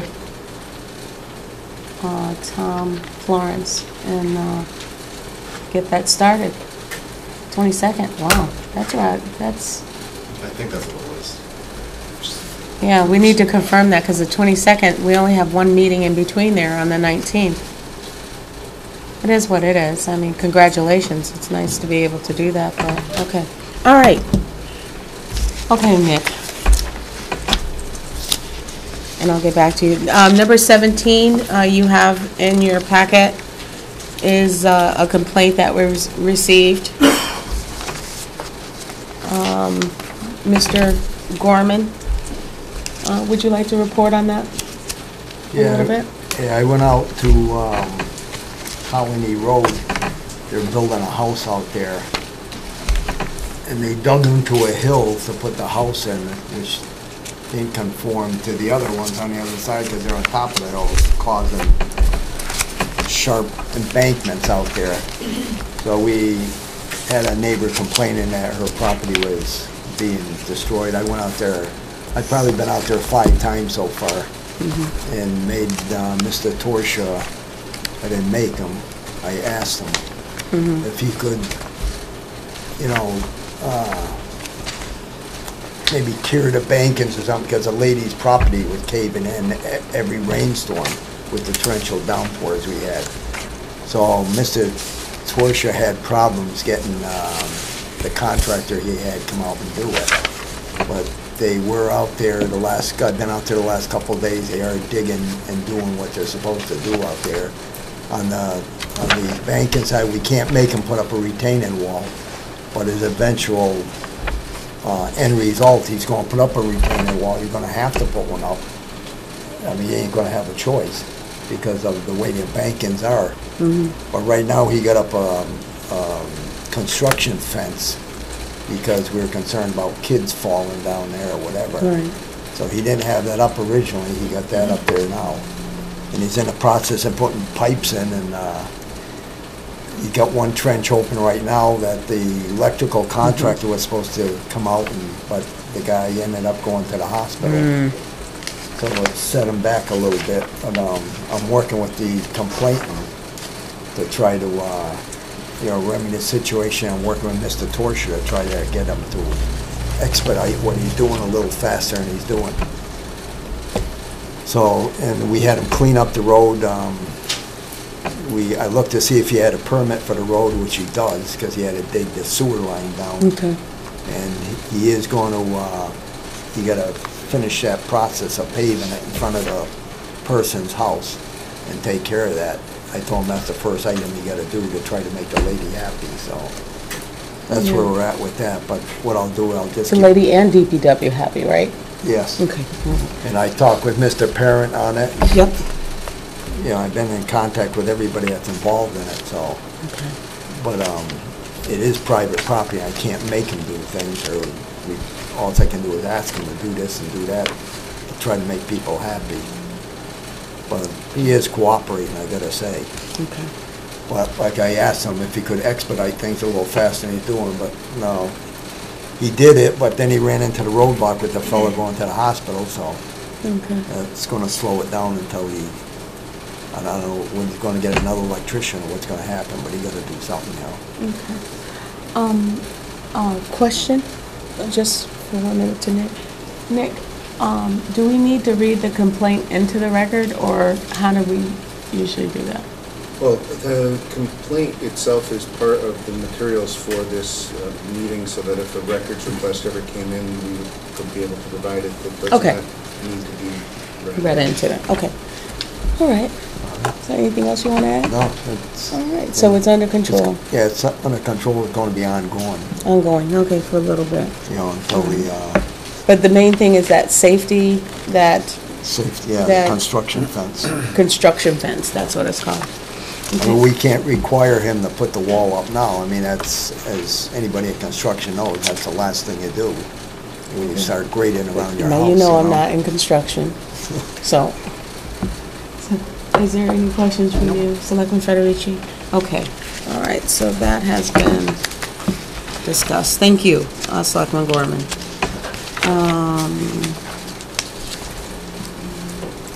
Now, the next thing is the, that goes to Selectman Gorman. Board of Health. And you have your, The Board of Health, we have, as you know, we have a temporary person taking place right now because we can't seem to keep a Board of Health person here, so I'm on my fourth one since I've been here, in the little time I've been a selectman. But the reason being, because I asked the people why they're leaving, and it's because of the pay and not enough hours to do the job. So we did, as a board, you know, put a person on temporary off the list that we had. We have 14 people apply for the job, but some of them, I think, that applied thought it was a nurse's job. Why, I don't know, but some of the resumes we got back had nothing at all to do with the health agent job. I think only 2 of them were. So one of them that I chose to be temporary, to me, had the most qualifications, so we agreed on the board to pick her temporary. And, you know, my pick, I've been out with this lady, and, you know, we did agree to give her $22 an hour, and we agreed on, I wanted 20, but the board agreed to give her 15. But I ride around with her to see what the job involves, and I myself think we need a permanent health agent in town here, because we have so many eating establishments, we have schools that we've been looking at. We've been 2 days and we're through 4 schools, and we got 2 more to go. But it's a process, you know, doing this. I mean, you just don't go and slam bam, thank you, ma'am, and, you know, it's over with. I mean, we've had a few problems we had to address in the school, so you're there for 3 or 4 hours. So, we're gonna, I don't know when the board wants it, but we're gonna have to pick a permanent person here. yep, you had asked, we had agreed at our last meeting that we would come with our 3, or how many agent candidates that you wanted to interview. Yeah. And so I have my list. Are you prepared with your list? I've got Okay. 2. All right, and so do you want us to give that to you, and when do you want to set up your Yeah, I'd like to your set up a- timeline? yeah. Do you want to do the interviews on the same way, on that same date Yes. of the 14th and the 15th? No? Or the 15th? Yeah, No. The accountant dates? No, yes. Fine. How do you feel? Yeah, it's fine. Okay. on the 16th, then? The 14th and the 15th. Okay, 14th and 15th. The one on the 14th is in the evening, the one on the 15th is in the daytime. So do you want me to just, I could rip this in half and give you, or I'll just give it to Nick, and Nick, you're gonna be setting, is Nick gonna be setting up the Yes, interviews? Yes. Okay. All right. Thank you, I was gonna ask that question. Yeah. So that way, if I'm setting them up for both of them, I can, Thank you. Mm-hmm. do you have a preferences to doing the health agent first or the accountant first? I would say do a health You're gonna agent do all the first, health huh? agent Health agent first, because it's not, you think it's not gonna be that long? Yeah. Okay.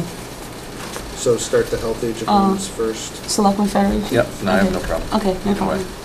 Well, maybe if we could, we can start at 5. Do you wanna move it up? Do you wanna move it up an hour 2. Can you to make, 4? can you make it, Paul, at 5? Yep.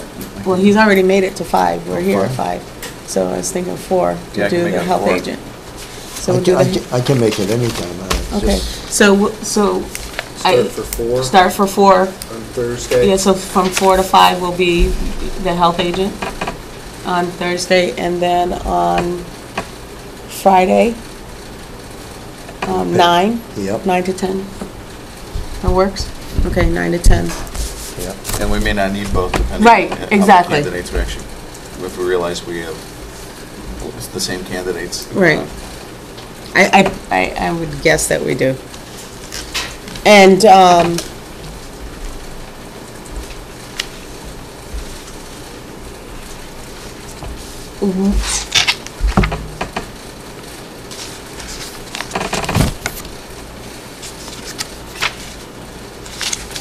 no, I'm not gonna talk about that. Okay. All right, Madam Chair, just Yes. another question, then following up on the process here. So I'll contact whatever the group is, it'll be a combination of the large group of all of. and how many candidates, excuse me, how many candidates do you want to see for the health agent? I only can see that there's 2 there, Okay, you want to? not myself, I don't know about you. So the one with the star on it, eliminate that since we're gonna go with the 2. That's it. Because I came up with 3, so but the one with the star on it would be eliminated if we were to come with 2. For the health agent. Yes, I anticipated that, Well, yeah, I I'll cross it. I have 2 with the star there.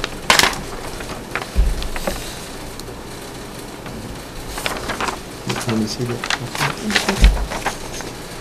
So, These 2. Yeah. And I had put This that is- one on, this so is like if we're gonna narrow it down to yeah. 2, that would be the one, Figured okay? recognize my chicken scratch. All right. All right, and these are from Selectmen Bowman. oh, do you have who you want to interview? Are they on the Those- list? those Both- 2 people. They're both Those on, same- those the same same 2. people that I had. Same people. Oh, okay. It turns So out. then- okay. It's probably the same 2 that Paul has too. Okay, go ahead. So you got your health agent thing? Yeah, we're all set with that, right? Okay, yep, we're all set. Okay. We're gonna see you all set with the interviews. The other thing I have is the nuisance property care update. Mm-hmm.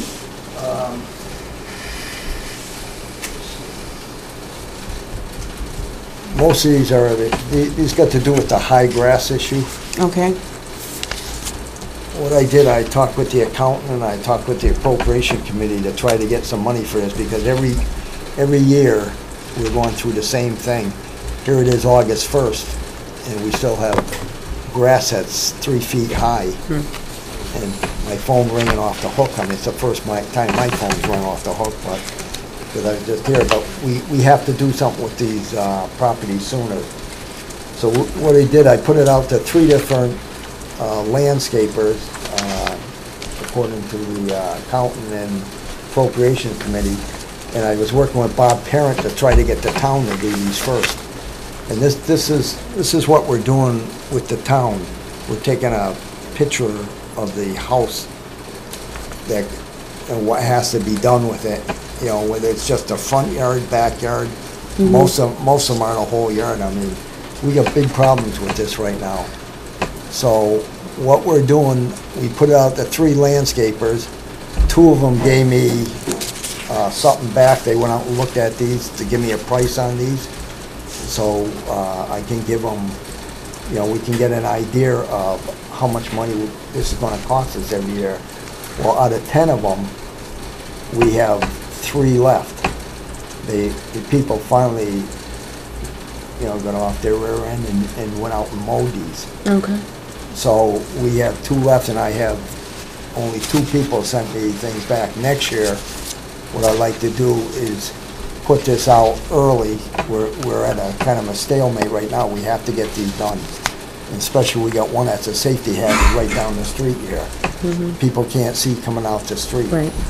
So what I was going to do is give these to, or let the board vote on these, or whatever we're going to do with these, but we got to get these done this week or next week for sure. And like I say, the one down here is the priority on the corner of Westwood and Maple. And what happened, that house comes up every year, the same thing. And 3 years it's been like that now, and nothing's been done. Next year. It was mowed once.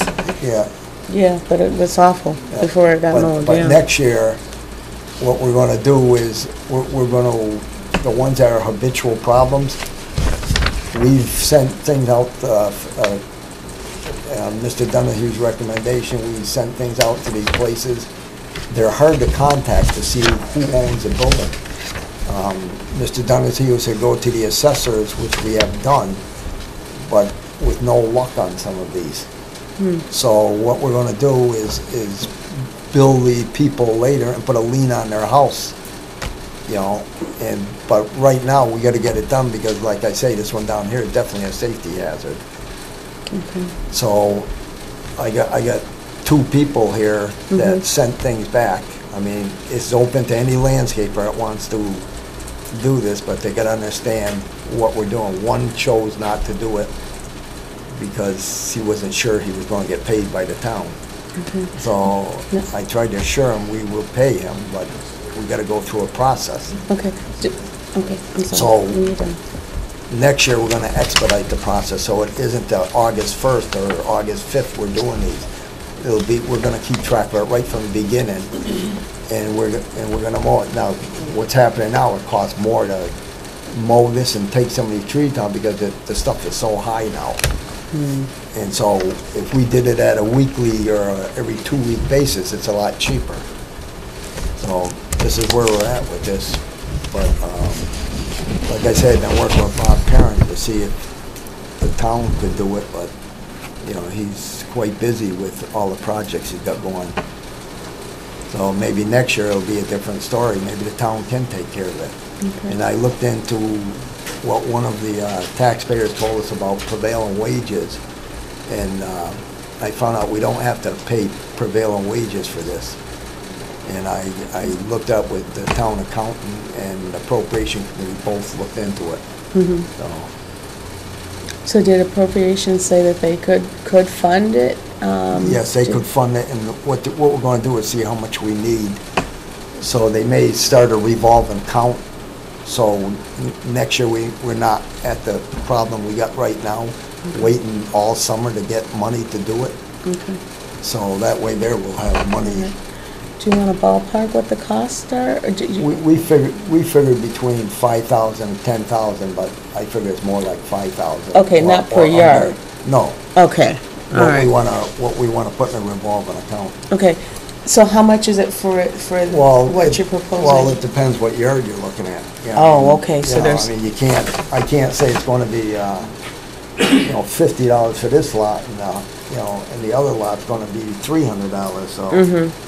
But, like I said, I got two different prices here, and we have two lots left to do on this. But as I'm talking to you, I got phone calls before I left my house, and we have more properties that people are calling in about. So I'll be going out next week looking at these properties, and, you gotta give them a 10-day notice. And so it's gonna take another 10 days on top of that before we can do anything with that. Okay, so have we given with regards to the property over here on Maple, at the corner of Maple and Westwood, have we given them a 10-day notice already? No, they've had They've had more than that? 30-day notice. They've had a more. 30-day notice. So at this point, we're ready to go in there. It's what do you need from us to make that happen? Just the approval to send one or the other of these two that I got. Okay, To go do it. can we look at the? Yeah. This is the one, these guys went out there, this one is done on Parker Street. Okay, it's done already. These are the two left here. Okay. So this is the estimate, okay. That's the estimate for doing it where stuff is 10 feet high compared to doing it every week. Okay, and so do we need to let them, okay.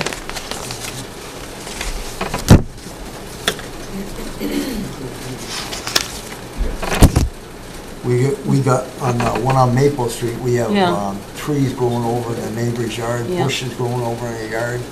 She probably calls me 3 times a week, Yeah, wanting to know when yeah. I'm gonna do something about it. Okay, and they have their own insurance, I noticed that. Yeah, they got Okay. the insurance papers there, All right. And this one's local out too also? This one's local as well? both of them. Both are local, nice. Okay, so, What what I'd like to do is get high school kids involved in doing this Well, that would be nice. myself. But right now, because of the insurance too, that might be, Yeah. but maybe that's something that you can work on. Right now, you just want to get it done. What I'm gonna do over the year is try to set this up way ahead of time, Yeah. not like now. And anybody that wants to do it, we can get a list going. Okay, and so even though, Do you want something? one moment, sir. So even though that the appropriations are gonna end up paying this first First, and then- upfront, and then we're but they're gonna gonna put the lien on the house. So if the house is sold, okay, I'm But- gonna go to But I him. gotta ask Mr. Donahue a question. Can we put the attorney's fees on there because it costs money, or is that part of your job? To place a lien. Anyway, It's I mean, are you gonna charge us to put a lien on? Will you put a lien Goes on on? automatically. Okay, It goes on through the clerk's office. okay. There's nothing that has to happen Okay, outside of the general operation of the town government. That's That just automatically goes on. Once he receives the notice from the selectman's office that there has been expenses incurred with respect to a piece of property, he then takes that letter, puts it in the file with respect to that property, and adds the amount of that bill to the money that's due on that property. All right. So that when someone asks for a lien certificate to know what's outstanding. banks do that. To be paid on the conveyance of the property, he will include that plus interest at the existing residential tax rate. okay. But there's no filing fees or no requirements, legal requirements with respect to this. Makes it Good easy. news. It makes it easier. Okay. I'm gonna, Ralph, is that okay? Yeah, well, Question for the board. With these properties going out to bid, I never saw anything as far as, I mean, I'm a landscape contractor Yeah. and I watch the site all the time. Yeah, yeah. And that's the first question. Okay. The second is, at the town meeting when this was brought up, Yes. it was under my understanding that DPW would go in and take care of a problem property and the town would assess a fee for their time plus $100 administrative fee as a tax lien. That's the way it was brought to the town, that it was going to be the DPW doing. Not necessarily the DPW, it was DPW, or if we were to have to hire out somebody to do that. Isn't it protocol that it goes out to bid? It depends on the amount, was my understanding. And I was, my understanding also, and I could be wrong, but is that it doesn't meet that threshold. And is it 'Cause doesn't it have to be- cumulative amount, or is it per job? I mean, It would be, I would think it would be per per job, job. yeah. But certainly good questions. Nick? It's my understanding that the process here that was conducted was one where Selectman Gorman contacted three vendors, and that, given where we are in the season, that the overall value of doing the lots would not exceed $10,000, which puts you in a category where contacting three vendors that would normally be accustomed to doing this work would suffice under the law. I would defer to counsel if he has anything to add to it. But in this case, the question about the overall value of the contract would need to be such that it would not exceed the 10,000. Nor and it would have to specify the period, so it would have an end date of, say, November 1st, something like that. And also, in this case, the board would be needing to make a decision as to what the billing is. Is it an hourly rate that's favorable, or is it I've not seen that, but how is it determined? Per job. It says Per per job, job, yeah. but just because whoever does these two particular properties, and correct me if I'm wrong, would not necessarily do all of the work. No. Because if, for instance, if Mr. Page would like to jump in on some, he could be considered for another one. We could put it on a rotating base for rotating each basis. person that's interested, you know? Okay, I was just thinking- But if someone's sky high with their price, you know, I mean, if they're all within workability, you know, but I'm for a rotating thing. Hometown discount. yes. But next year, Ralph, I'm gonna get a list early, and anybody that wants to do it, we'll put it out to the town for anybody that wants to do it. And get a rotating list, and when we get a piece of property, we'll put it out to everybody, and we'll take the lowest one if we have 50 people, the lowest one that can do it for the lowest price, that's all. And it's not too late, because he'll still take it into consideration. Okay, so what yes, Just another sir. point or two, and there may be, just to add on to that, the board might consider setting a price and saying, bid on it this way, and so there could be that kind of discussion. Well, it's kind of hard to, Nick, because, Understood. I mean, some only have the lawn, where others have bushes and trees growing in other people's property, they got vines, it's hard to set it's better off having the people that do the work go out and give us a price what they'll do it for, and they go look at it, And the other thing that I would mention is just with regards to payment of these fees. It's correct that ultimately they will be put on a lease, or a lien rather, of those property owners. Yeah. But in the meantime, it's my understanding that the funds will come out of the Board of Health budget to cover that. Right. And then be recouped that way. And at this time, the Board of Health budget could, up to a point, probably support that, depending, of course, how things go with Summers Road. So I would ask, through the chair, that if that's the structure, then that we be kept abreast of what the amount is, and, a running balance. And also, who are you recommending to get done first? I know this property over here on Maple. This gonna be the first one. So can we do that one first, and do you want two, or can we just do one at a time? Well, this is the first priority right here. Okay. I gotta get done right away. So what we're voting on is the property over here on Maple and Westwood. And would you like him to make the decision, or? That's fine with me. Now, we've already had one done. No, they went there. They did it themselves. They went there, and it was all, The people did it Did it themselves. the themselves. neighbor Right. did it, but somebody did it. Okay. Well, if I got a notice saying that it was gonna cost that amount of money, I might be inclined to do it myself too. Unless you're Bank of America. Well, I have two Okay. more on North Main Street, but they promised me they would be done this week or next Okay. week, so all right, so. maybe there'll be two more, but. So, So what I'd like to do on these here is, make a motion to do these lawns or the properties on 253 Maple Street and 21 Linwood Road in East Long Meadow. I thought you were doing just one. Well, we gotta get them both done, well, I'll Okay. make the motion for both. Okay, all right. So that's what I'd like to make a motion for, to get both these properties done this week or next week. And the first priority is Maple Street, 253 Maple Street. So moved. Is there a second? If I might Yeah. suggest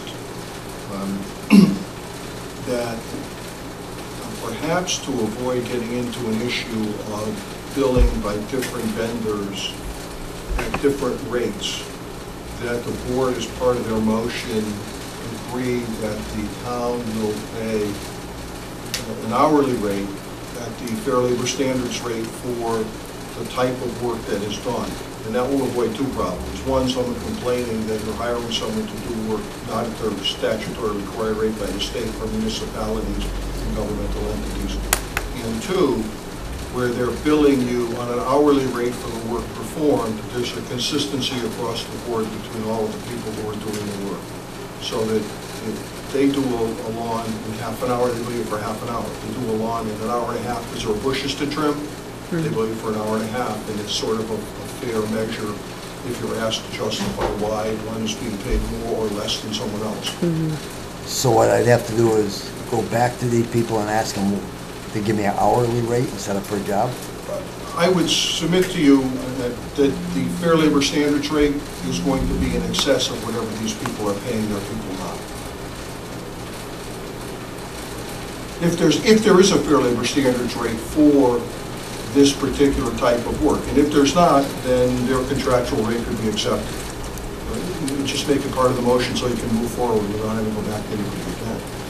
I thought, through the chair, didn't you check into whether or not you had to do the fair standard rate?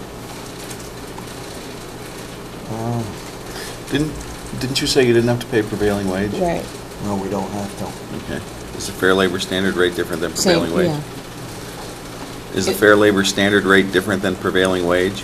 That's what I mean, Fair Labor Standards, the same rate. That's what I meant to say. Because Selectman Gorman said he had done some research. We don't have to pay prevailing wage. Well, if you don't have, then if you don't have to pay it, then whatever the hourly rate you're going to be billed, but it should be done on an hourly basis, I think, just so you have a consistent measure between vendors. Through the chair. So when you put an hourly rate on it, it kind of puts a variable in there as opposed to knowing this is how much they're getting paid to do that. Well, I'm just, if you don't establish an hourly rate that you're going to pay these people for the work that's being done, then you're going to pay them on an hourly rate based on their bill to you for the hours they expended. So, yes, there would be a fluctuating rate between vendor A and vendor B. If B pays less per hour to his workers than A pays to his workers. And that's not really an issue for the town because those costs are being passed on to the property owner. It's only an issue with respect to managing the appropriation. okay. Well, the only way I could do that is put these back out and have them give me an hour, what it would be hourly. What would they charge me hourly, and if they need 2 men or 3 men, or? For the purposes of this particular contract, to get this moving, to award it to them and have them do their work and to bill the town, but to look perhaps going forward in the next season, next fall, spring and fall, to think about how best to establish a more equitable rate for the selectmen and the Board of Health to be able to manage as to how it's going to go. But for now, probably the best thing to do is to hire these contractors at whatever rate they submit and go forward from there. And what equipment they use or what they're gonna have to do, I mean, if they gotta trim trees, trim bushes. That's their How many business. people, if they got 2 people working for them or whatever. They'll bill you for whatever if they have 2 people working, the assumption is they're going to get it done in half the time. So Yeah. Like if it took them 3 hours and they got 3 people working. Right. So the motion was? So I'm gonna make it, you already passed that? No, we didn't. So I'm gonna entertain a motion to get 253 Maple Street done and 21 Linwood Road done immediately. And is there a second? No, well, first we'll move it. Yes, it's so moved. Second. Okay. You already moved it. Paul seconded it? Yeah. He did, in our Is discussion. there any further discussion? Just to add, to make sure that we're also giving you as Chair of Board of Health the ability to choose and whichever vendor you'd like to use with the quoted prices, and that later, in the near future, with the next round, we'll be looking to establish an hourly rate. And that's the amendment that I would suggest. So is there can the amendment be moved? Is the amendment moved? So moved. And I'll second it. Is there any further discussion? No. Hearing none, all in favor? Aye on the amendment now. All Now- opposed? Now you have to do it again. Because we amended it, and now you have to vote on the entire thing. So I'll move it. Second. Second, so now all in favor? All in favor? Aye. It's all set. All right. Go get that lawn mowed. I know somebody will be happy. I'll be happy too. Let me play with my phone sex for Okay. Oh, you got another 3 years of that. Town council, new business. We don't have any noted. Board of Health correspondence? Says none. I think so. Okay, Town Council. Want me to do the meetings Oh, before we go okay. to executive? Okay, come on, you can come on up, we'll welcome you, and then, Good afternoon. Good afternoon. I don't get to say that. But I know. Afternoon. Usually it's good evening. Sir? and if you don't mind, sir, if we can just let him go through the meetings and invitations and reminders. Cable Advisory Committee, Wednesday, August 6, 2014, 10 a.m., LCAT Studio, 180 Maple Street. The Board of Selectmen meeting, Wednesday, August 6, 2014, at 12:30 p.m., Town Hall Hearing Room. Board of Selectmen meeting, Wednesday, August 6, 3:30 p.m., Town Hall Hearing Room. National Grid Pole Location Hearing, Orchard and Pondview, Monday, August 11th, 2014, 9 a.m., Town Hall Hearing Room. Board of Selectmen meeting, Tuesday, August 19th, 2014, 6 p.m., Town Hall Hearing Room. Board of Selectmen meeting, September 2nd, 2014, 6 p.m., Town Hall Hearing Room. Hazardous Household Waste Collection Day, Saturday, September 13th, 2014, Minnechaug Regional High School, appointment through the Selectmen's Office. And there's an invitation from the Hampshire Council of Governments regarding a Fall Regional Legislative Summit. Okay. All right, Okay. greetings. Um, Which ones do you think are executive there? The only item that I see on there at this point that I would say would be executive is, from the information I have, would be item 23 on my agenda, which is contracts, discussions, benefit administrator, and the IT director. 26? 26 would be, I have nothing in my packet with respect to that. I don't know what that would be, depending on how it's structured. It could be executive session. Yep. And item 20 would normally be an executive session, but I have nothing. Nothing No to update? updates. With respect to Yay! litigation. Well, I don't know, Okay. is that a good thing? It's a good thing. Okay. Madam Chairman, is... Yes. Asking council, is item 27 a matter for executive regarding deployment of security personnel? No. No. That being said, item 21 is just a notice that a grievance has been filed with respect to one of the union employees with respect to actions that were taken or not taken. Item 22 is just copies of the bypass notification letter sent to the individual employees who are considered for the police department and copied to Okay. the HRD. And you review those? Because I reviewed them and I don't see any issue. I'll sign them today if you have reviewed them. If there's discussion about those letters, I would move that to executive to discuss those letters. If those letters Okay. haven't been sent, I had No, already they haven't submitted my been. comments, but Oh. I'll, to the Okay, council, but Okay. I'll go over those with you. all right, so 22 is, okay. All right, so that would be an executive. Item 24 is Comcast's response to the board's letter, Yeah. which basically says nothing. I 4 thought it was, pages of I thought it nothing. was me. Okay. No, I still have the same questions that I had initially. The basic questions were, Comcast is the company filing the application Right. to be the franchise, it's saying they're going to be the franchise holder or manager, Right. and yet in their responses, they make it clear that this CC. LLC they're establishing is going to be the Yeah. franchise holder. Right. They say their people are going to be responsible for managing it, Right. but later on in the letter, they say, we have no responsibility, everything vests with the franchise holder, the LLC. So But they're gonna own that LLC. I mean, that's what, I'm just saying what I got That's out what of the they're letter. saying. They're saying they own it, but we have no responsibility. I did get that also. Yeah, it's like if I form a corporation, and then I form another corporation, and my first corporation owns a stock in a second corporation.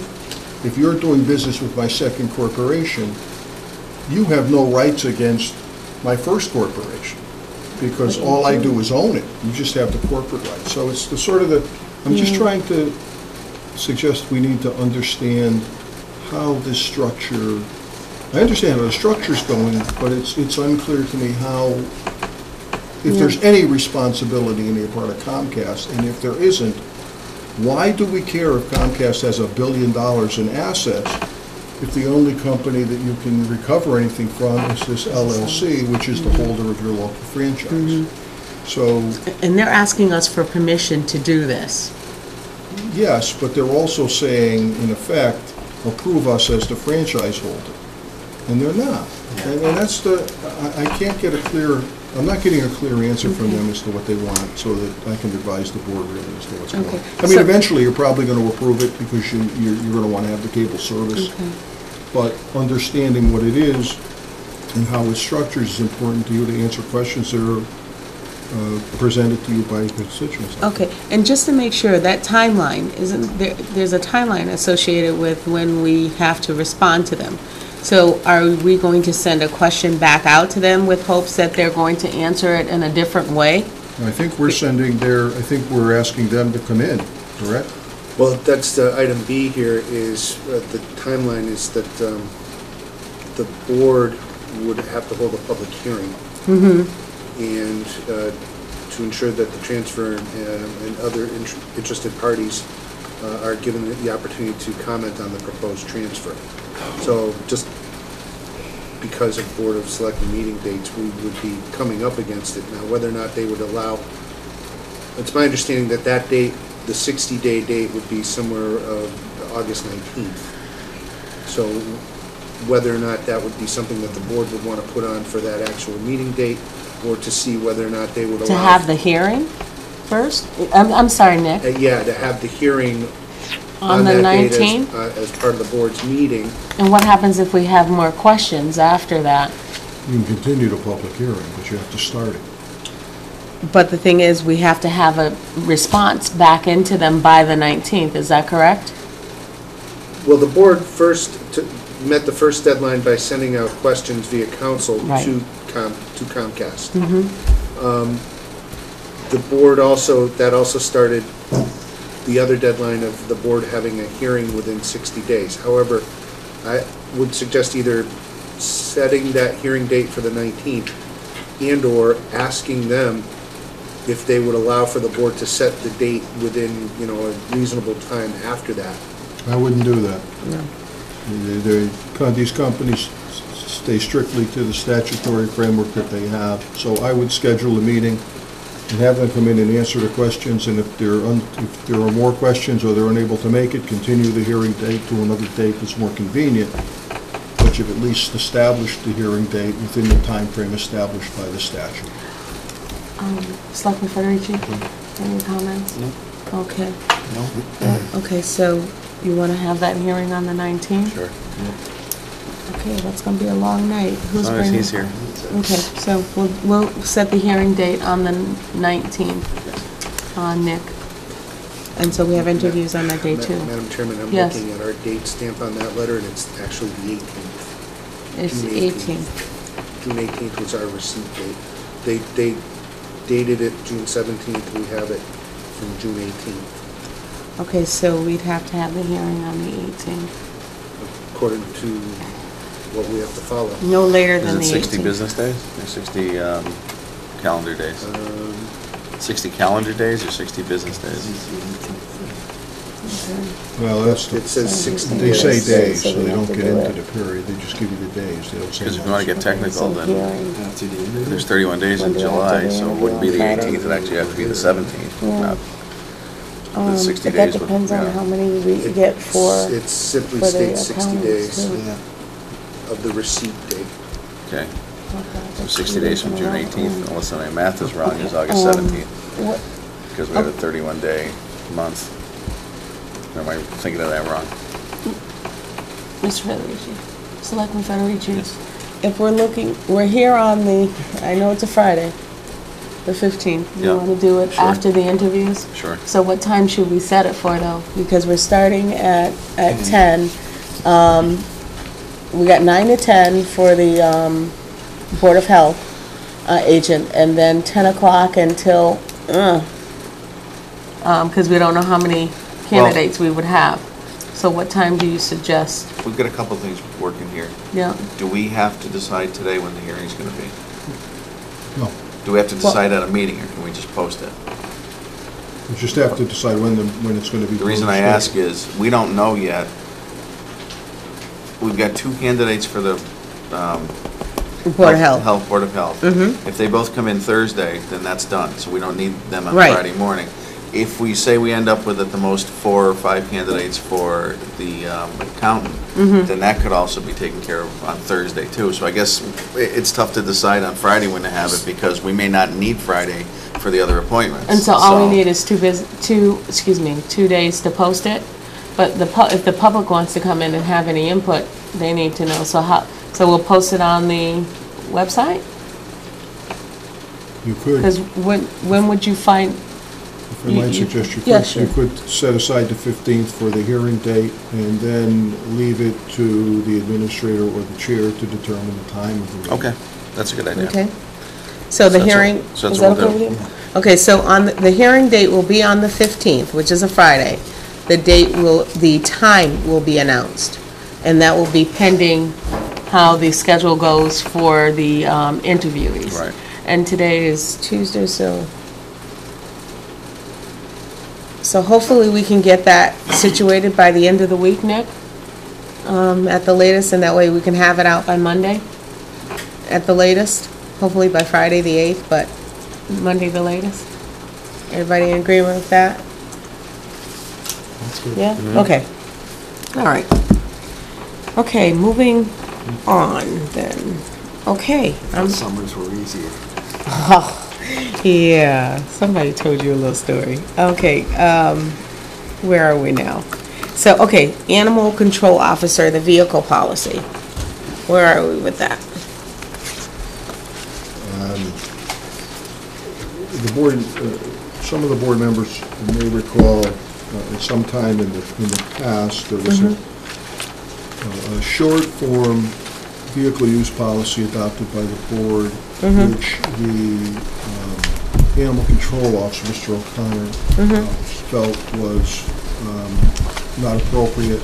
And I had discussions he came before the board, we had discussions here, I had discussions with his counsel, and then came back to the board with some suggested modifications to that policy. Yep, and we did it, And and we voted on it.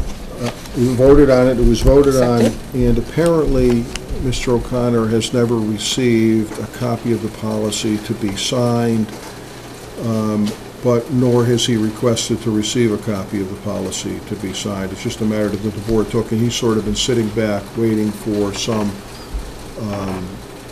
action to be taken by the board. At least that was my understanding of my recent meeting I had with Mr. O'Connor. Okay. So Nick, can you take care of that?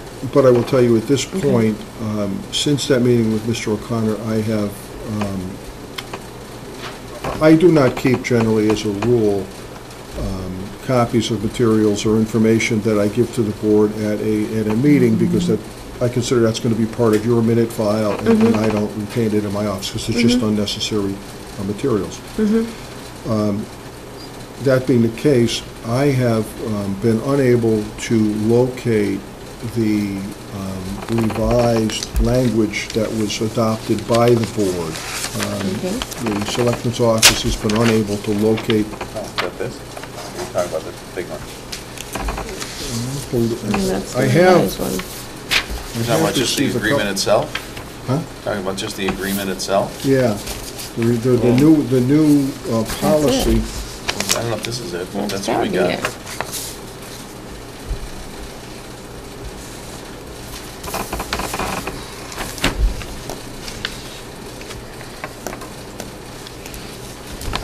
Okay.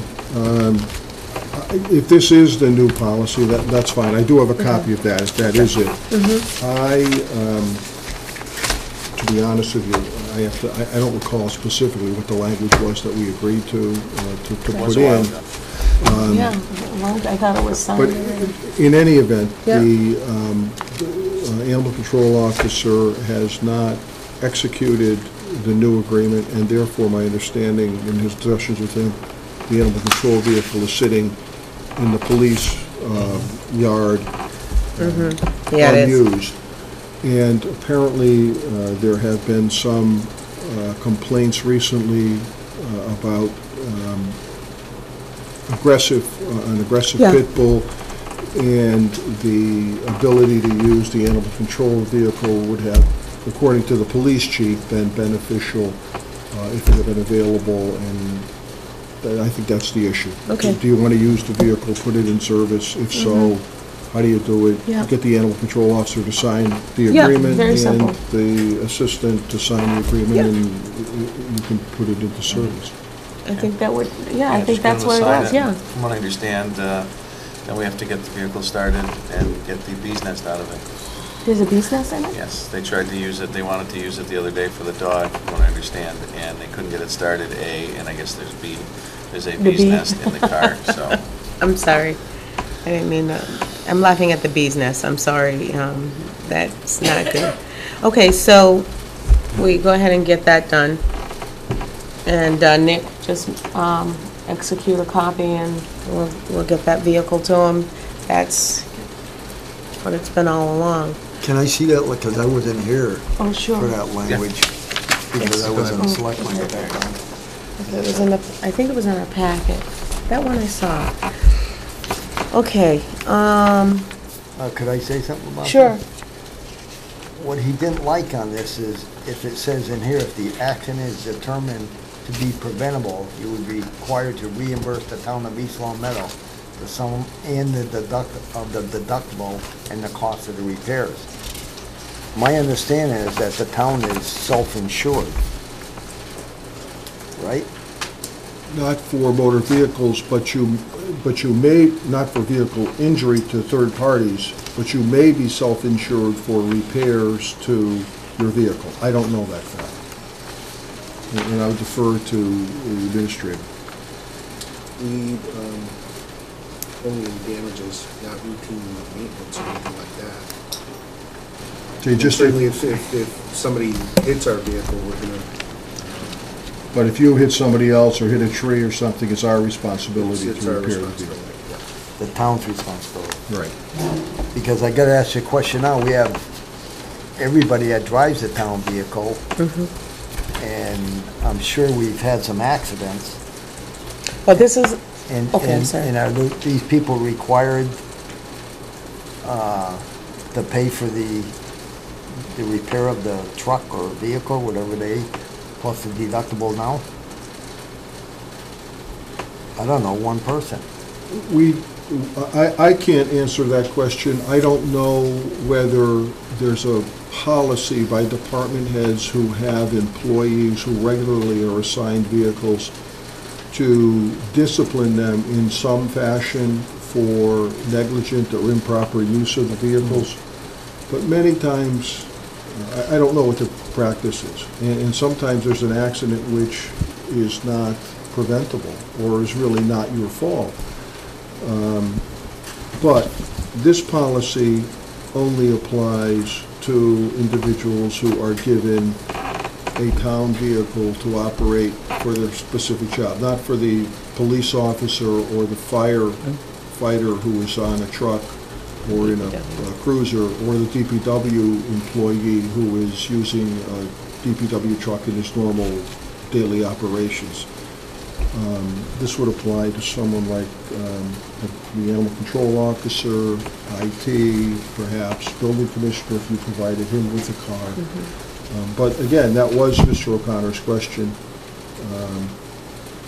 with respect to determine that it was preventable.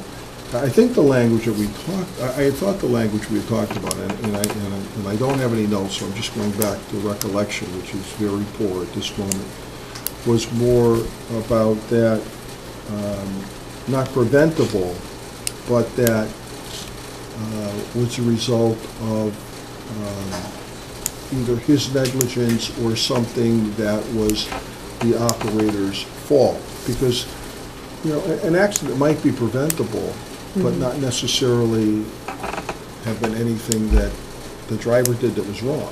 In the sense of, I could have been going 10 miles an hour instead of 25, but 25 I wasn't doing anything wrong, and I could have prevented it. So it's sort of an iffy question.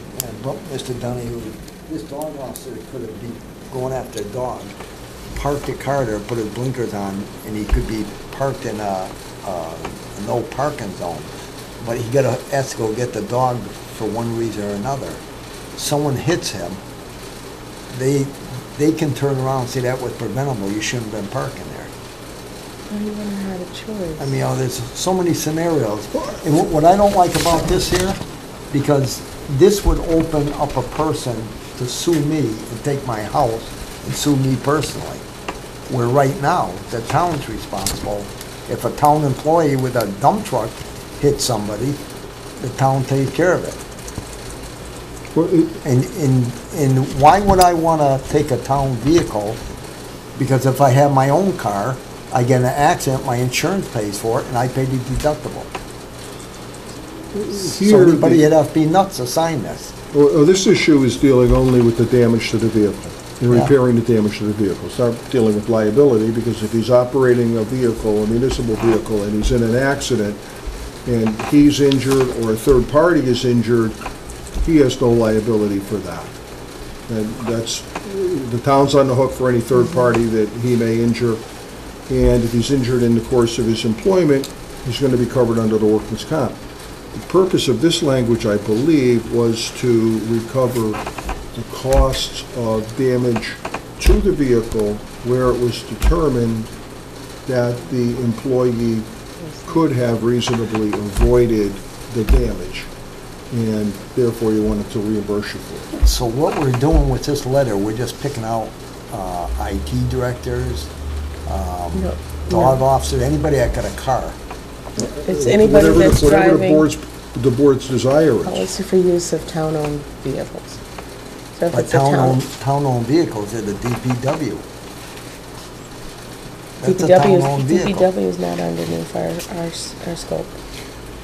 This is for people that are underneath our But what umbrella. I'm saying, Angela, you can't pick and choose who you're gonna do this for. This gotta be, like you people always say, it gotta be a general letter across the board for everybody. It is across the board for everybody underneath our umbrella. But you said the DPW isn't under The us. DPW is not under us. They're not under our But jurisdiction. they still got a company vehicle. Our parent doesn't have a company vehicle that we're paying him to drive around. First of all, my belief would be that this policy, if it were going to be applied to union employees, would have to be bargained. Right. Because there would be a change, not bargained over whether you were going to institute it or not, but bargained over the impact of it, because it's a change in the term and condition if it's not already in place with respect to them. And it's With coming up for respect to, bargaining. with respect to non-union employees, this policy could be put in place by the board to the extent that you control employees under your control, and if you wish to put it in place for all people, including those not under your control, such as the DPW director, then it would require a town meeting vote. Well, myself, Mr. Dunning-Hill, I would never ever sign a letter like this because this is opening you up to get sued personally by signing this letter. That's incorrect, Mr. Foreman. Why You're do you not going to say be that? sued personally. The only person who has a claim against you is the town of East Long Meadow to pay for the cost to repair the damage to your vehicle.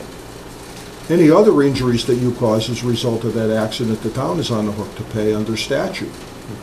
This is an attempt by the town to have the employee reimburse it for damage to the vehicle that the town determined was the responsibility of the employee. When you say determine, in this letter, it says determined to be preventable. Who's going to determine whether it's preventable? You would. The police officer or? You would The board. probably, you know, The board? probability is the appointing authorities. You would determine whether it could be, it should be assessed. Maybe that should be in the language then, huh? This here is kind of vague on who determines it's preventable. The issue that I'm here to discuss is whether is the policy and the fact that why the vehicle is sitting fallow in the police yard. If the board wishes to revisit the policy, that's entirely within their discretion, but that would really be a new agenda item to sit down and talk Right. about amending the existing policy that's in place, which is perfectly fine. It's just if the reason that the vehicle is not in There use is is because that he hasn't signed it. Mr. O'Connor had chosen, for whatever reason, not to either sign the agreement or not to seek to obtain the agreement to sign. When I talked to him, he said because his lawyer and his insurance company advised him not to, And didn't you speak with him? because it leaves them open. according to his insurance, it leaves his insurance company open to nothing. Right. It leaves him open to pay for the cost of the damaged fender or the injury to the car. If he doesn't want to sign it, that's his choice. Yeah. And if he doesn't want to sign it and you don't want to give him a car because he won't sign it, then he doesn't operate a car.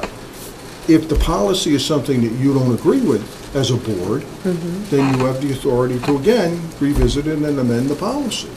But that's your decision to Yeah, make. I'm fine. with Not anything that we can address over whether he should or shouldn't sign it, or wants to sign it or doesn't want to sign it. That's not our call. Ours is just to advise, mine is just to advise you as to where we stand and what the history is and what the circumstances are, the best I know. Okay. So, And you've done If I may, that. through the chair, Absolutely. what are the town's liabilities for him using his personal car? If same any? as him using a municipal vehicle. If he is in the course of his employment and causes damage or injury to an individual, he has no personal liability under the statute as an employee. The municipality is liable for the damages. And then he would pay the deductible from his car, On his, but not the damage. the damage.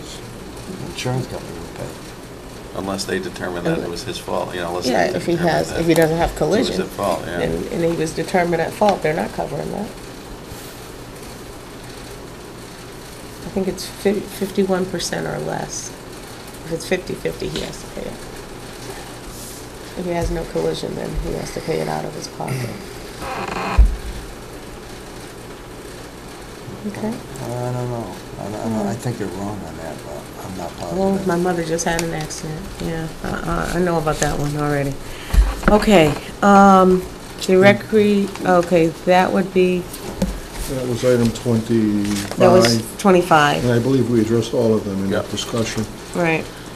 And item 27 is just a notice from the chief that one of his officers is being deployed into the reserves and will be unavailable for a period of time, and he's notifying you that as a result of the officer's military commitment, he will be in all likelihood required to incur overtime expense to cover that officer's shift while he's not available.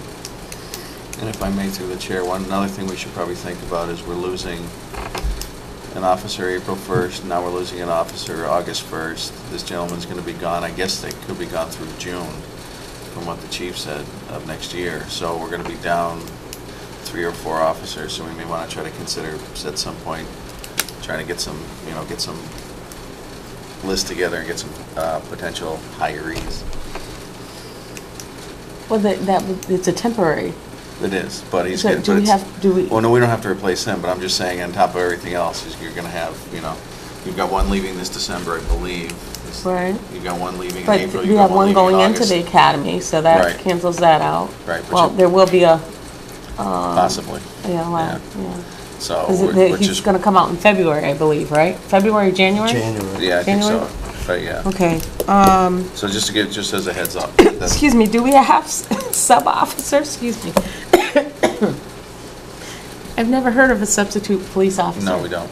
Do we have an on-call? Can we have an on-call force? I don't. I'm just checking out, if Yeah. you want. Some communities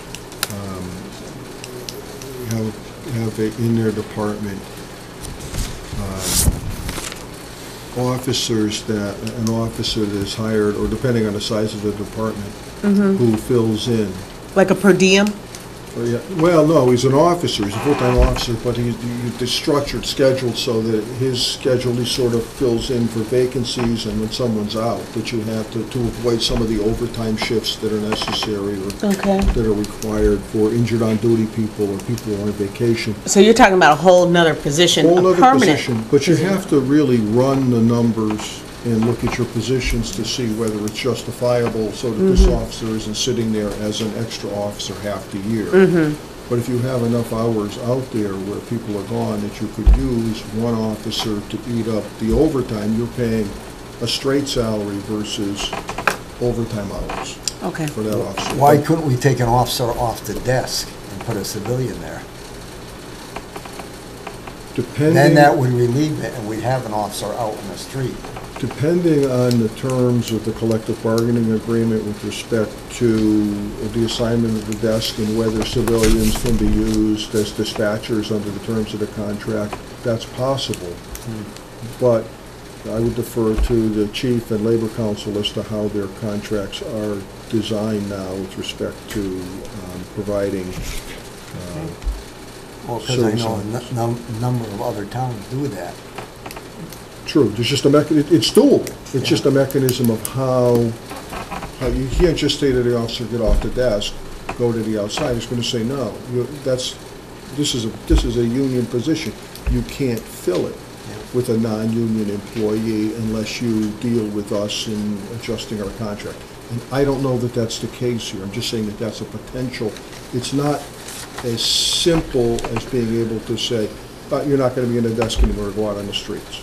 It may be, depending on what it is, but I don't think it is that simple, and Labor Council could better advise, or the chief could better advise you as to what would be necessary to do that. But that is another means to address a manpower shortage in the field. Okay. How do you feel about having Nick look into that? Paul? Yeah. We'll have Nick look into that? Sure. Nick, can you look into that, please? Okay. That would be great. Looking into what it would take to take an officer off the desk and put possibly a quote-unquote civilian there, and what would be the procedure. If I could just give a little bit of information by way of preview, and if the board would want, I could ask the chief to be prepared to speak on this when he comes and meets with you on the 19th. But this has been the whole effort really behind looking at regional dispatch. And the board, two of the board members had the benefit of going to a regional dispatch leave in December. It is something that the town has been looking at over the years, is trying to combine with other towns to create a regional dispatch center, and indeed we're part of a application right now with Wilbraham as the lead community to try and make regional dispatch a reality here for Wilbraham, East Long Meadow, Ludlow, several other local towns in the area. When you, what you're suggesting, Selectman Gorman, is to take an officer that is on the desk and to put them out, keeping in mind that the person who replaces that individual officer needs to be trained in emergency 911 response, which is growing ever more complex, especially with new media, with texting, with video and so forth. And so there are standards that are really upon us that are requiring more and more training. So that's an aspect. You will be replacing a salary with a salary, not necessarily a police officer's salary. Which one? And then I think the chief would also talk with you about the setup within East Long Meadow as well, as far as there have been communities that have run a kiosk type of information center outside of a police station, where there may be a police station that doesn't have an officer in there, they're all on the road. But I think the chief would want to share with you maybe some thoughts about the pros and cons about doing that and having the station unmanned, if you will, where a citizen would come up and if they have a request or something, they're talking to a kiosk that might in turn get them to a shift supervisor if there's something that needs to be addressed right away. But there's different aspects of it, but certainly the town has been looking at it. And within the contract for the IDPO, there is a provision that the IDPO has agreed that when civilian dispatch or regional dispatch, I forget which it states, comes to be a reality for the town, that they would agree to looking at implementing it, if not outright implementing it. I haven't read the language in quite a while, but yeah. So there is some of that in there as well. But I had a young lady that used to rent from me that went to a surrounding town as a dispatcher. She went through 6 weeks of training at TCC, and her pay was way less than the officers. Agreed. I would say it's going to be less than an officer's, but from the meetings that I've gone to on these regional dispatches, and I'm certainly a layperson, what I hear is that the training is definitely ramping up for those Okay. positions. All right. Set it up? Yeah. Okay.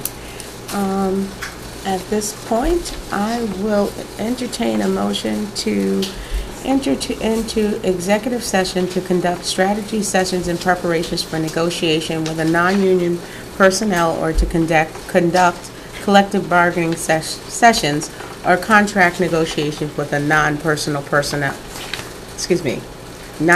personnel, and also to discuss more matters involving attorney-client privileges.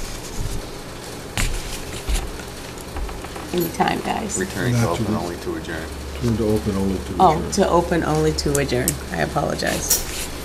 So moved. Is there a second? Second. Any discussion? Hearing none. Enjoy the